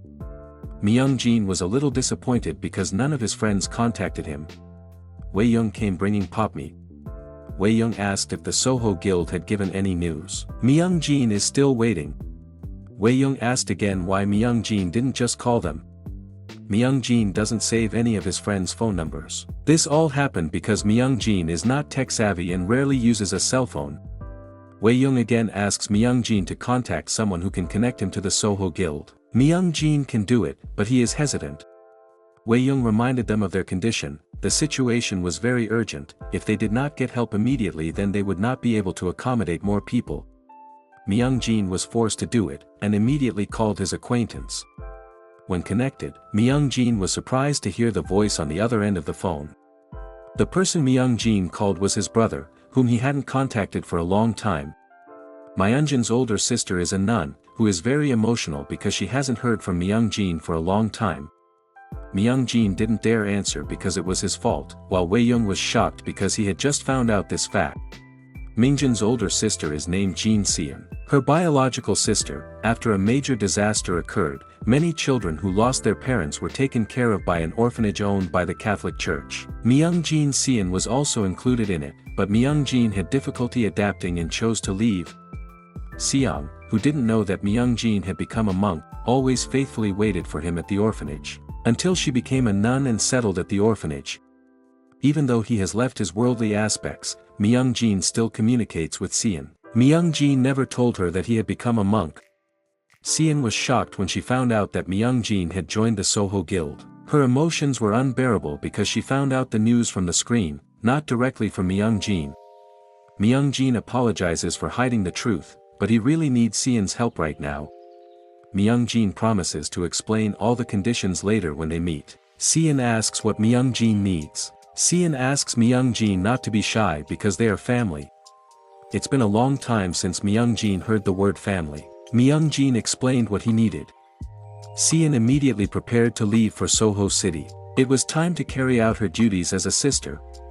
Back in Gutcheon, Soho has returned to the Murim Alliance headquarters. Soho heard the commotion that happened, asked Jongin if there was a problem. Jongin apologizes, he has made a big mistake. Willing to be sentenced to death. Soho asks Jongin to explain his mistake, before it's too late. Gunwo has been poisoned, this happened due to Jongin's negligence. Soho went straight into the tent, and asked Jang-sun to explain the whole situation. Yehan checks Gunwo's condition, and finds that the poison is very deadly. If the antidote is not given quickly, Gunwoo will not be saved. Grandma Sukja pointed to the medicine box she took from Jongin-gi. Gunwoo thought the box contained candy and ate it. Soho checked it out, it looked delicious and tasty. Yehan warned that the poison was very dangerous. After observing it, Yehan was sure that this poison was made using his family's technique. Soho is getting more and more confused, what is actually happening. When he was little, Blondie accidentally entered his father's study and played with his father's poison. The poison was exactly the same as the poison that Gunwo ate, even the smell and color were exactly the same. The Yehan immediately checked his poison book, and found the answer there. Charming poison, a beautiful color with a captivating aroma, which perfectly deceives all its victims. The poison that Gunwo ate was sent by the Hao clan, so Blondie asked why the Hao clan had their family's secret recipe. Soho asked for the antidote for this poison. Depending on the type of material used, Yehan should check the content of the poison. Grandma Sukja uses her abilities, and explains all the ingredients used. Yehan immediately looked it up in the book and found it. Poison Queen's abilities were indeed second to none. Han finds out that the antidote to the poison is the blood of a member of the Dang family. Soho immediately took out his sword, praising the Yehan who had worked hard all this time. Yehan asks Soho to stop, there are other ways that are much more effective. On the west coast of California, Hiro is playing golf. There is also Mayor Howard who is trying to seduce Hiro. Hiro asked Howard what he was looking for, a busy figure who still made time. Howard reported that Professor Richard had started research on regression stones, he hoped that Hiro would help. Hiro doesn't want to join, Howard has to finish it himself. Hiro knows very well that the regression stone can't be made. 500 years ago, when Hiro first became a student of Germa's, Hiro found a regression stone there. Since then, Hiro has done 25 regressions until now, and every time he regresses, Hiro will steal the regression stone from Germa's and throw it into the sea. So only Hiro can get this regression stone. Howard also said that the dimensional stone could no longer be used to negotiate with the Soho Guild. Hiro always gets emotional hearing the name Soho, now the center of the world is in Soho. The world is being shaken by the achievements of the Soho Guild, which currently has 60 awakeners with SS level or higher. Hiro can't accept it because Soho stole all the results of his hard work. Hiro will repay all of Soho's actions by going back to the past and changing everything. Back to Gutcheon, Jongin and his troops are guarding outside the tent. And inside, the Yehan is already hanging upside down, Soho will take a lot of her blood to cure Gunwoo. Jang-sun has also brought a container for storage. Grandma Sukja asked Soho to hurry, Gunwo's condition is very critical. Yehan explained that Gunwo only needs a few drops of his blood, which can be taken from his nose. After getting the blood, Gunwoo has to circulate his energy, repair the injured tissue, and suppress the poison. Soho understood and immediately hit the Yehan in the face. After that, Soho came out of the tent and asked about the Hao clan. It is known that the Hao clan is an intelligence group that moves in the shadows. Soho asks Jongin to capture all the Hao clan people, Soho will reward each person with a poison pill. Inside Blondie is treating Gunwoo. In the Murim world, there are many cultivation methods, but Blondie's Dang clan masters 2 cultivation methods, first Qigong, and second Poison Gong. The Dang clan focused on researching poisons, and were also known for their expertise in medicine. They were very skilled at creating antidotes. Unfortunately, they all disbanded before Blondie had the chance to study the Poison Gong. Like Grandma Sukja, if she masters Poison Gong to the point of perfection, then no poison can kill her. In Gunwa's case, because he has learned the Qigong method from Blonde, then the poison will gradually disappear. Yihan will release his poison, asking Gunwoo to relax his body and follow Yihan's direction. Then the next day, several people were displayed who were possibly members of the Hao clan. Yihan and Gunwoo were still fast asleep. In his sleep, the Yihan continued to babble, praising the delicious seaweed soup made by Grandma Sukja. Makes Grandma Sukja remember the past. At that time, Grandma Sukja's child was preparing to enter Gundian level 2. Grandma Sukja had made seaweed soup and asked her child to have breakfast first. The child refused because he would be late. If the mission was successful, the child wanted to buy Grandma Sukja a heating pad. And during the day, news spread that the level 2 dungeon raid had claimed lives. Grandma Sukja's son was nowhere to be found. All this time, Grandma Sukja kept waiting for her son to return, and suddenly a Yihan appeared from another planet and claimed to be her son. Grandma Sukja put a blanket on Yihan. Grandma Sukja's heart began to be moved to accept the existence of Yihan. Back to Korea, in Daegu area. Seon is looking for a way to meet Kim Miso. First contact the main guild Soho number directly. When she tried it, Seon became emotional because she was being toyed with. Of course no one would believe it if Seon claimed to be Myunjin's older sister. The second way is to register to enter the Soho Guild, but this method will take a very long time. And the third way is through connections of people close to Soho. Seon is looking at a poster of Soho and an awakener. Joining Pyongri Guild, this is the fastest way. Seon has arrived at the Pyongri Guild headquarters. The guild master looks excited to welcome Seon. Invited Seon in, and made her a glass of drink. Even though a few moments before, the guild master seemed desperate because he no longer had any members and no work to be had. The guild master asked what brought Seon to his place, whether it was related to the church and the orphanage. Seon came for a personal matter. The guild master looked flustered. A beautiful nun came for personal matters, making his wild imagination grow. Seon introduced herself as the older sister of monk Myungjin. The master looked in disbelief, because there were indeed many people who claimed to have connections with the Soho Guild. There is something important that Seon has to tell the Soho Guild, asking the master to help her. Master seemed to have a hard time believing it, feeling that Seon was a strange woman. Seon emphasized that her arrival was not to play around, everything would be proven when the master contacted the Soho Guild. Doesn't the master have a close relationship with Park Soho? Master couldn't say, actually he accidentally met Soho when he was saved. Originally, the master took a photo with Soho and all his friends, but the master edited it so that only the master and Soho were visible. Because no one believed that Seon was Myunjin's older sister, so Seon used the name of a famous guild to help. The strongest guild in Daegu, Kim Dongwon's Pyongri Guild. The master, who we will call Dongwon, was shocked to hear this. He had not been acknowledged like this for a long time. Dongwon finally agrees to help, but he needs proof that shows Seon is Myunjin's brother. Seon shows a childhood photo with Myungjin. But this is still not enough. Dongwon needs photos of them as adults to be more convincing. Seon is tired. Dongwon doesn't believe her either. No matter how much evidence is shown, when Dongwon doubts, everything becomes more difficult. Seon felt that enough was enough. She would not bother Dongwon anymore. But Dongwon asked Seon not to act like this, because it would make everyone suspicious of her. Dongwon's men came to report that they were in big trouble. Dungeon level 7 suddenly appeared in Sector 12, Daegu. Dongwon gave up, and this means Daegu is over. Dongwon was also unable to clear the dungeon.